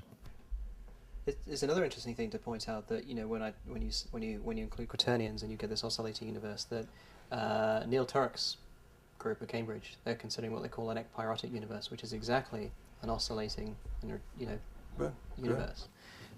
So it's interesting to see that somebody who sort of introduced quaternions in GR has now got the same effect, where you have the situation where the only unique universe, or the unique solution for the universe, is an oscillating one. And so what you have is this sinusoidal action. And coming back to what we were talking about with dark energy and so forth, with this idea that you have this energy in there which is like causing a pressure which is expanding the universe. So the expansion is accelerating. And when you look at a sinusoidal wave, there are parts there which gives you exactly moments of acceleration, moments of deceleration, moments of acceleration, and so on and so forth. So you get that effect from introducing the quaternions in GR. So that gives you the unique solution. It's interesting to contrast that with the conventional GR, where you don't have quaternions, and what you have are the 3 different solutions, and you have to put in by experiment exactly the cosmological constant, to match the universe that you're trying to observe.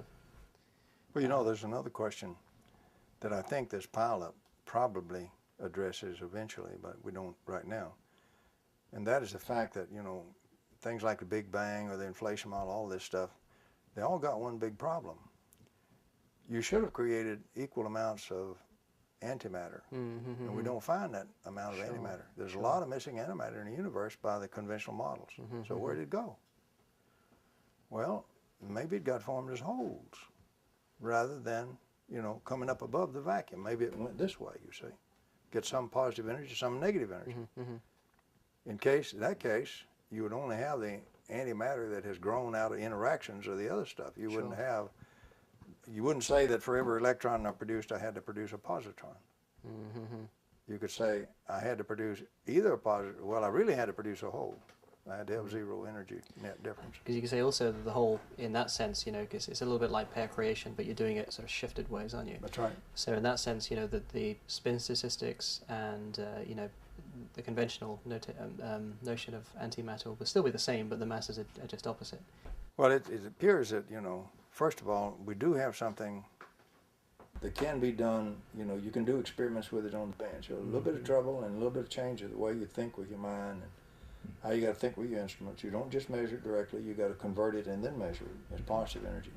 Maybe someday we'll have a good negative energy. Well, one of the first things you'd want to do is make an instrument that'll do that. Right now we can't go buy one. So the first thing, you can pick up the indications in a neon gas tube or a plasma thing. But first thing you want to do is get yourself a regime of measurements that you're pretty sure of. Now you know what you're measuring, what you're seeing, and why. You've got to have some idea of why, or you won't know why you got this excess energy and all this, and why it's not observable until you change it with a capacitor and so forth. But if we do that, we have the elements for building a science, you know, an experimental science, and then therefore technology. That's the beautiful part about it. We really do have, looking at us, the ability to build a technology and use it. The problem is, unless we can change the electrical engineering model and the classical electrodynamics models that's so widely taught, we will just never get the model, we'll never get that technology born. So we really need some kind of movement, enough experiments, maybe somebody does a beautiful solution to dark matter and dark energy and so forth. If we can get enough done to show the real need for it, then maybe we can start getting something done about changing the electrical engineering model and so forth, or at least up at the graduate level. Sure. I think from a theoretical point of view, I think that quaternions are a very big way to go. I mean, they've already shown in Maxwell's enlarged equations, the 20 equations, applying them to GR and so forth, you get a wealth of information, and you know you're getting closer to this unique solutions without interference from, say, experimental insight. So I think that's a good. I don't think that's the whole story, but I think it's a very big way to go, the quaternions. Certainly, starting with quaternions is a good approach because you've got a much higher group algebra right there than you have with tensors, for example. Sure. The tendency is to say if you want to start with something with tensor, other than tensors, there's something wrong with you. Well, that's not true. Barrett took a look at Tesla's actual patented circuit with quaternions, and he found things that you can't even see with tensor analysis. They don't show, but they showed very clearly in quaternions. So I think he showed us very clearly that you can find things in electrical circuits that are happening that you can't see with tensor analysis. So you should adapt the analysis tool to what kind of phenomenology you're looking for. If your mathematical tool can't even show it, you're never going to use your mathematical tools to find it. But if your tools show it, maybe they'll give you a lot of clues to what you ought to be doing in the circuit to see it. They'll tell you what you got to hunt for and look for. Sure. But that was beautiful what he did there. I don't know of anybody else that ever did that except Barrett. So an awful lot of it depends on your choice of model. Same thing with this geometry. If we really want to get into all of that sort of thing with the geometry, we're going to have to change from Klein geometry. Sure. You don't have that negative entropy in Klein geometry. It prohibits it. You can't get that extra symmetry. But we disprove that every time we form an ordered field from a source charge. So, you know, we got pretty good grounds to go on. We just got a lot of practice we got to overcome. It's a crazy world we live in sometime, but it's also a very hopeful world. The way most things change you get the changes in at the young stage. And some of your bright young fellows get fired up with that, and they go do some experiments, or they get an idea and go chase that theoretically, or a combination of both. And pretty soon you start to have discoveries. Once you have eased that iron boundary so that they're permitted to roam outside the fence a little bit, and they actually get a little funding for their postdoc programs and the graduate school and doctoral programs. Once you actually put some funding in it and allow a little bit of roaming outside the fence, you will start to get real ideas and real fruitful results, which will give you a new science, extend your science.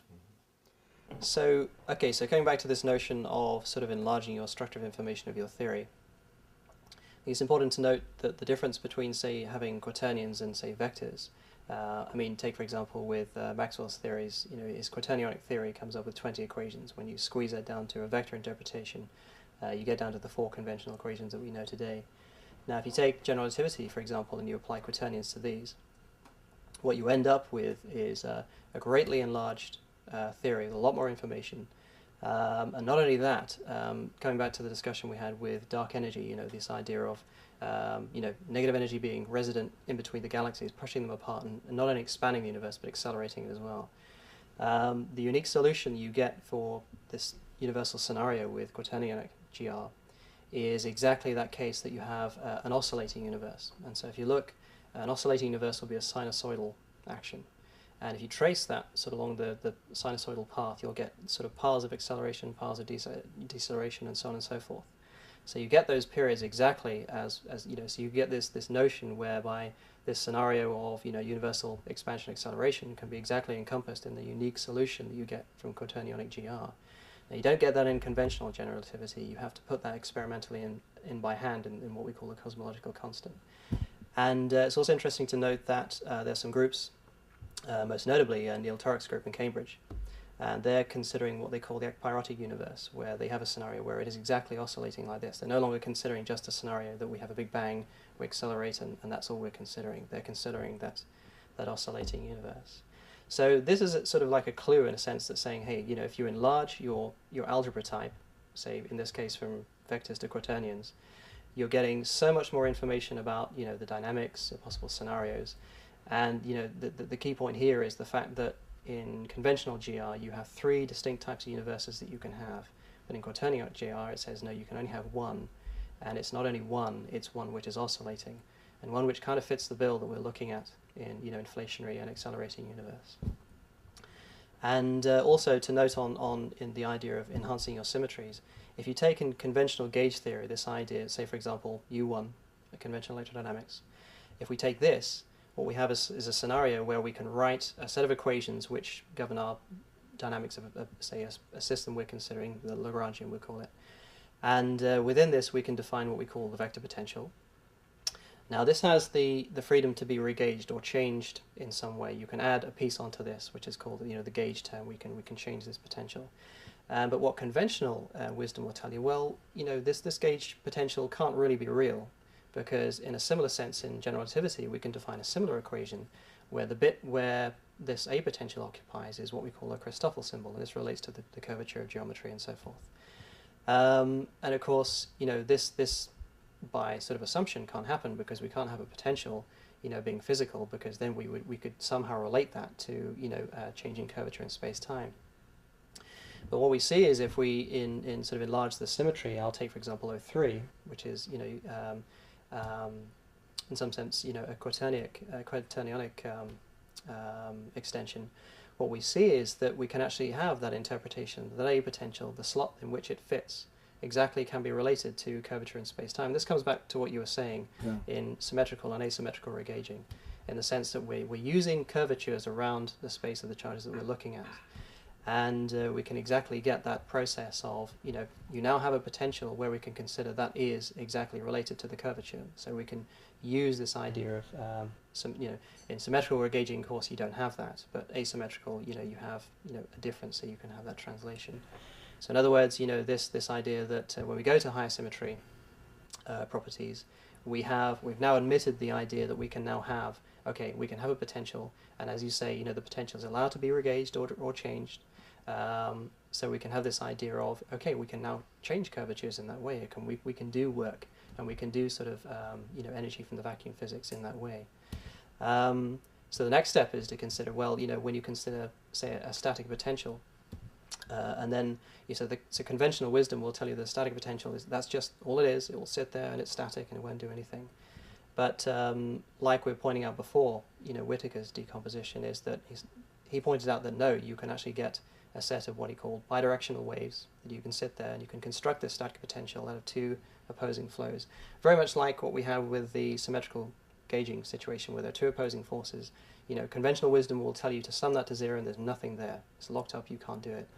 So with the scalar potential, we have the same thing that, as Whittaker showed, where you have two opposing potentials. So to all intents and purposes, you can kind of get away with the static notion and, you can't do much with it. But of course, when we're talking about, making the situation asymmetrical, then you've got to take in these flows into account.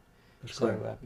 So I guess you could talk about exactly the sort of processes that you might consider to actually change or make the system asymmetrical, so you can make use of those bidirectional flows. Well, the first thing that we missed somewhere back along the line in the standard stuff that we get taught at university is that energy doesn't occur like ears of corn stacked in a corn crib. It occurs in sets of flows, because the static potential of Whittaker in 1903 showed that decomposes into bidirectional energy flows, a set of harmonic flows. So more fundamentally, it's a set of flows. But if I'm also considering that in terms of general relativity, I've said that a curved space-time is also a set of energy flows, or a set of, if you wish to call it that, a set of flows of curved space-time. Sure. And so from a curvature of space-time that you make one time, or from a change in the vacuum virtual particle flux that you make, what you do is you change the energy flow. You have a steady flow of energy coming out of your source, your dipolarity, your poles, your terminals, whatever, or your charge. And it is real energy flow. It's a real space-time curvature. When you intercept that energy, the space-time curvature changes. It's a real change in the vacuum virtual particle flux, because where you are catching it, the vacuum virtual particle flux does change. If you change the curved space-time that the vacuum is embedded in, it changes anyway, because the energy density changes, which means the virtual particle flux changes. And I like to get around these barriers between that. I like to think in terms of when we're modeling, the real model mathematicians tell us we only have to have one single fundamental unit, and we can make a valid physical theory that will describe all that we know about physics and everything just as good as the regular stuff, with only a single fundamental unit. Now, there's an actual physics used like that, at least one, maybe more, but at least one of them uses length, and Jackson discusses it in his third edition. Jackson also says there's been an awful lot of fuss and fury about this. It's a very simple thing. It's a modeling thing.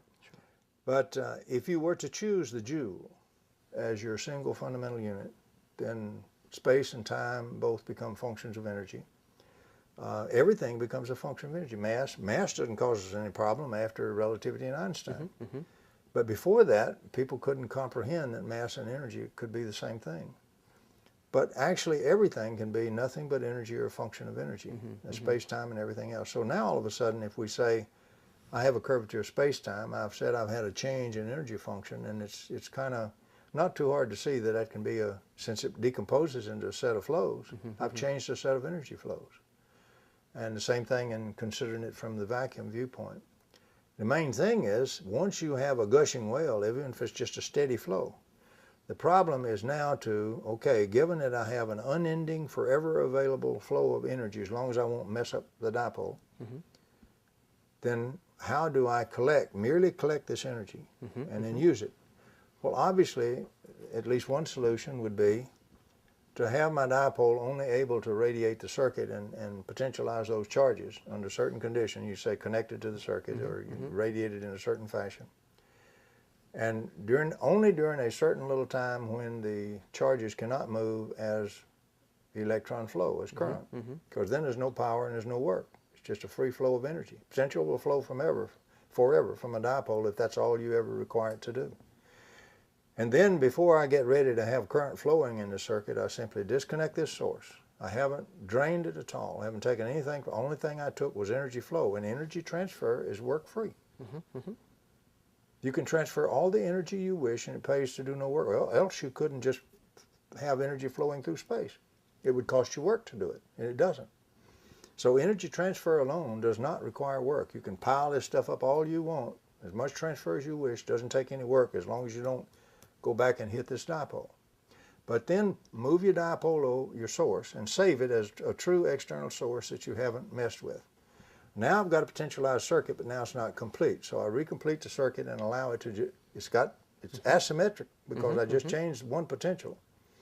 So it's got plenty of potential energy and it's asymmetric, so it's got a force, a net force, and it will dissipate that energy now through the load and give me some free energy and load till all of it's gone. Then do it again, and do it again, and do it again. And if it's coming out as discharge pulses, then what you do is you feed some of the standard electronic systems we built to take that and shape it into any kind of energy output you need. Sine waves, any kind of voltage, and so forth. So it's all doable if we realize that we must not allow ourselves to be limited by a single fixed model. Gödel already proved for us, and is accepted throughout all science, no model is ever going to be perfect. He proved that very rigorously in 1930. And we know that the best model we can build is going to be other phenomenology than what we try to make it as wide and beautiful and all-filling as possible. But we know there's an outside to it it doesn't describe. When we run into something that we must deal with or we wish to go deal with outside that model, we have to change the model to even look at it. That's the point we've missed. We've tended to go back into more or less dogma where we say this model is perfect. And if it isn't in this model, it doesn't exist. We should never do that from a scientific viewpoint. The final arbiter is the experiment. Sure. If I have this beautiful theory and I present one experiment which is replicable and doable and can be done that counters this, I have falsified that theory for that part of phenomenology. Now all this other stuff it described, we didn't falsify that. That's okay. Use it if you want to use it for that. But if you want to work out here, you can't use this model. You got to change your model. We simply haven't listened to Gödel strong enough in all our universities. And the thing is, this should be made very clear to the young student.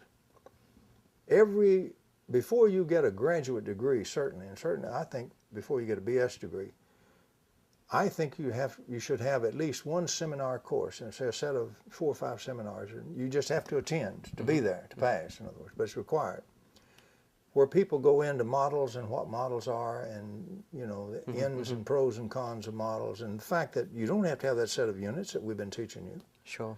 You can have all kinds of sets of units. You can still have a valid model. Now, it may be the devil and all to work in. We usually choose the units to make it more convenient to work. Sure. But if we really want to get at some basic things and we're willing to do the arduous work and use a computer and so forth, we could make it all energy, and then we could examine time as a function of energy. We could examine space as a function of energy, space-time as a function, all of it. And we haven't violated any physics at all. And anything we run into that gives us new insight, then we should see if we can't get a better model that we can, quaternions, for example, much better model. It's even higher group symmetry than tensors. Something like quaternions or so forth. Let's go have a better look at it. Let's get a better microscope to look at it and see if we can't describe that. Because once we have an engineering model that can describe taking this energy past the observable state, on over from the subquantal state, the virtual energy of the vacuum, the disordered energy, with a negative entropy operation. We already have the proof that we have that. Every charge does it. So now let's go use it. But we've got to change a model to be able to model it. Once we have a decent model fitted to enough phenomenology experiments, now we can design equipment. And with very little adjustment, it'll work. It'll be like building a radar. You've got to do some adjustment from the theory, but we know in advance we're going to pretty well have this radar working. And we can do the same thing here. We can design a system that'll do things we never heard of with the present models we have. And with very little tinkering with and adjustment, we can have systems that use energy from the vacuum. I really think that's the way we've got to go. If we ever want to get out into space, we've got to have anti-gravity. We can't carry all the fuel and everything with us. We're going to have to be able to take that from the space we're in if we want to stay there very long. Sure. So I think that everything we look at, if we want to do clean energy on Earth, we're going to have to take it from the vacuum, quit burning all the coal and fuel. Let's use that to do something better with it. But we're going to have the different model then if we do go after the vacuum energy. But if we do, we'll solve the energy crisis, never have another one again. We won't have dependence on foreign oil or natural gas either, or coal either. We'll have a lot less confrontations and conflicts and all between nations. We won't be poisoning the biosphere so much. We'll remove all of that. My goodness, we'll start reclaiming some of the species we're about to get destroyed from all these poisons and everything. But it really is a steady scientific process for doing it. And you mentioned the Whitaker work. Sure. That was very significant because in 1903 and 1904, as you know, Whitaker did this beautiful work where he took a scalar potential first in 1903. And he showed that mathematically it decomposes in this bidirectional flow. It really is a set of bidirectional energy flows. It's a much more fundamental approach than the overall field approach we use now with no internal structure. The field does have an internal structure, so does the potential from Whitaker 1903 and 1904. Now the beauty of that is it opens up, like in the medical field, all kinds of things we can do. We can change that structure. And let's talk with potentials now. When I radiate a body with a potential, it has potentials all in it. Those potentials superpose. The internal structure of the body's potentials on every cell, on every blood vessel, on everything, the heart, every organ, everything, superposes with this potential we put in. Now, if I put a very special set of potential operations in your dynamics, so that when this thing interacts with mass, it starts to produce that set of forces. Let's call that an engine. Sure. Before we have the forces, let's call it a precursor engine. It's in pure space-time. It's really sets of space-time curvature, or it's changes in dynamic changes and sets and patterns in the virtual particle flux of vacuum. Either way you want to look at it. But it's real. It just doesn't have any forces yet.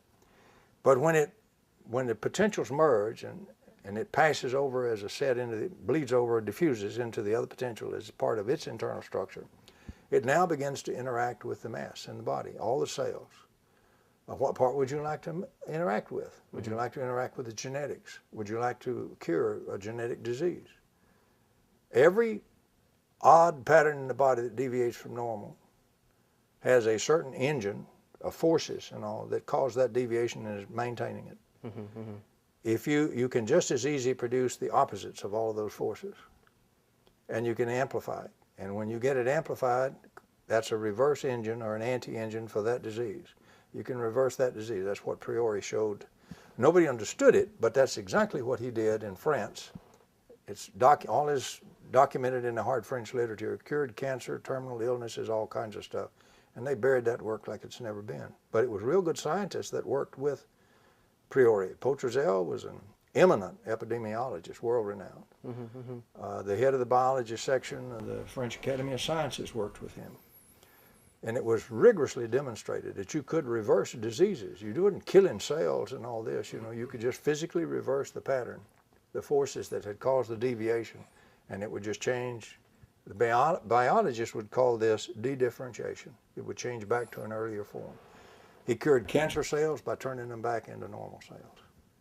And it opened up a whole new marvelous method of healing, which just got chopped down right then because we didn't have models or anything at all to describe what he was doing at all, or even understand it. Today we do. Today we do. And so we should go back and pick up that work, apply the models and all, and for God's sakes, let's go ahead and get much better healing. With an aging culture and civilization, more diseases of the aging and everything, and everybody playing around with biological warfare and stuff getting loose from them, we're going to need all the good changes we can get. And we could do it electrodynamically.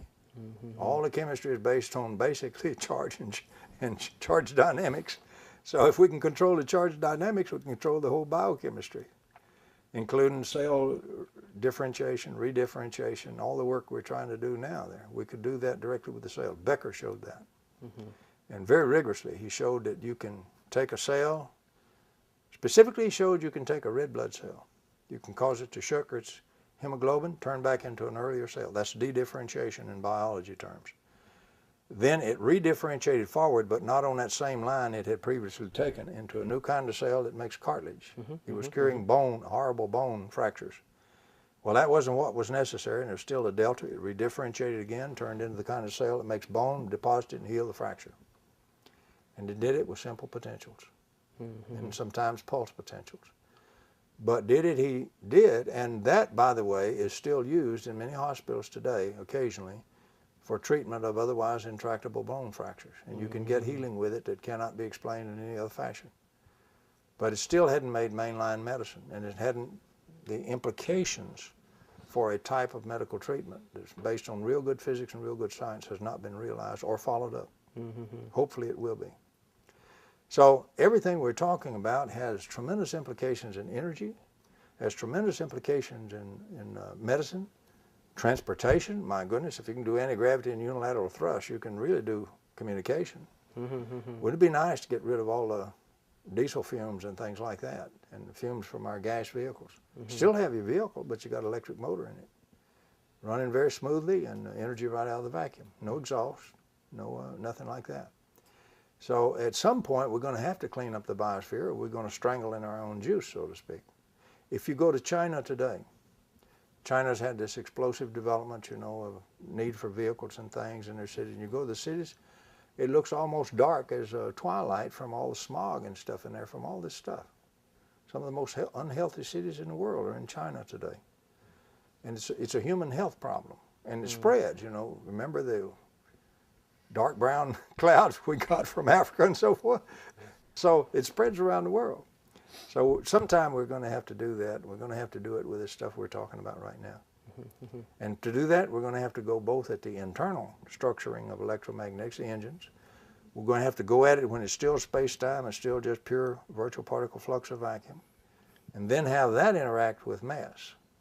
The beautiful thing is, since energy is free, if you just structure the energy in space-time form or in virtual particle flux of the vacuum form, all you're paying for is a switching and controlled energy. You can structure enormous energy for much less cost, like a heat pump.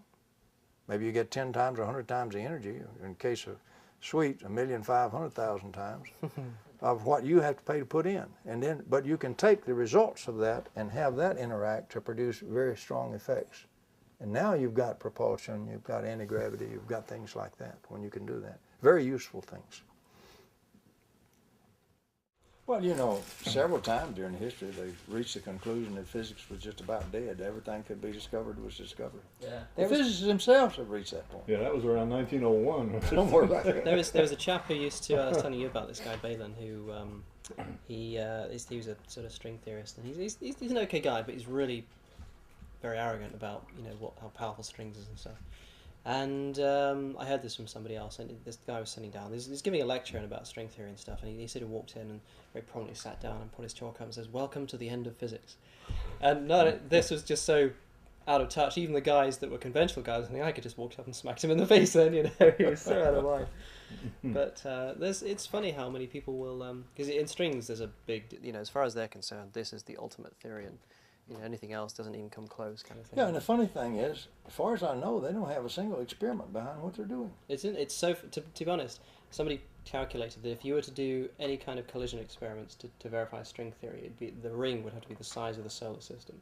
Oh, goodness. That big, Well, so... I guess we'll need a budget for that. Exactly, yeah. Hey, they've got a better racket going than hot fusion. Everybody, increase taxes. You must submit to this experiment. The way I look at it, though, I mean, the huge tragedy is that they tie up so many very, very good scientists working on something that has absolutely no practical That's right. That's their benefit. aim. That's Yeah, exactly what they want to do. Yeah. They want to park them doing string theory and everything else in the world you ever heard of. Hot fusion, string theory. And they particularly want to get different competing schools that argue like hell with each other. Yeah. The more argument, the better. Do you know this is a fact? I mean, when you look at string theory, you know, in quantum field theory, you can have what they call off-shell interactions. Those ones are virtual. String theory cannot, under any circuit, it actually diverges. If you try to make it go off-shell, it becomes infinite. You can't do it. Well, it's dead to begin. The source charge destroys that. Yeah, sure. So, all of string theory is done both in on-shell stuff, which means it's all observable stuff. You can't do any virtual stuff with it. Not only that, the minute you start to make it dynamical, like in field theory, it just becomes way too complicated. They just can't do it. All the stuff they're doing is with static models. To this day. Incredible, incredible. Then they'll pick a guy like Brian Greene, and he gets all the good television gigs, and he gets Yeah, sure. They tout him around, and he lectures here and he lectures there, and they got the poster boy for string theory, Brian Greene. Yeah. That's not by accident. That's by design. Yeah. The other embarrassing fact is, of course, that with they're claiming, oh yeah, we can get the standard model physics, we can get all this exotic stuff. Well, the only way they can get the standard model physics is by fixing it. You've got a huge amount of redundancy, and they specifically have to choose the values to get what they want. That's correct. It doesn't come out by design. It's shaped. Yeah, choose your sure. coefficients is what it says. Yeah. If the thing doesn't give you the right answer, change the coefficients. And then they had Until it does. Huh?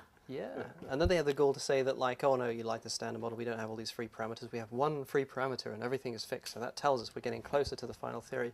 Well, you've just chosen about 20 others to fix your model. So what about all this arbitrary stuff? Yes, exactly. Well, they do the same thing, way back when they changed these two potentials. Everybody knew you had to change it where you didn't have an extra force, because if you did, you would change the equations in the system. Yeah, sure. Nobody ever faced the issue that when I change the potential, I'm changing the potential energy of the system, and that's real energy I'm locking up. Yeah. Nobody ever said a word about it being, oh no, potentials are false, they're just mathematical figments. You had to wait till quantum mechanics before people started realizing the potential was even more fundamental than the field. Fields can be made from the potentials. And that it was the potentials that had the fundamental reality if you go down the quantum route. Yeah. So they just, and the thing with the ether, they never changed an equation. They just got up one day and said, okay, no ether, we're not using one. Big deal. And that was it. There was nothing else ever happened. Yeah. So it's everywhere we look, we had, assumptions that just got locked in, and pretty soon they're knee-jerk reactions. Everybody just assumes it's true because it's always been taught that way. Mm.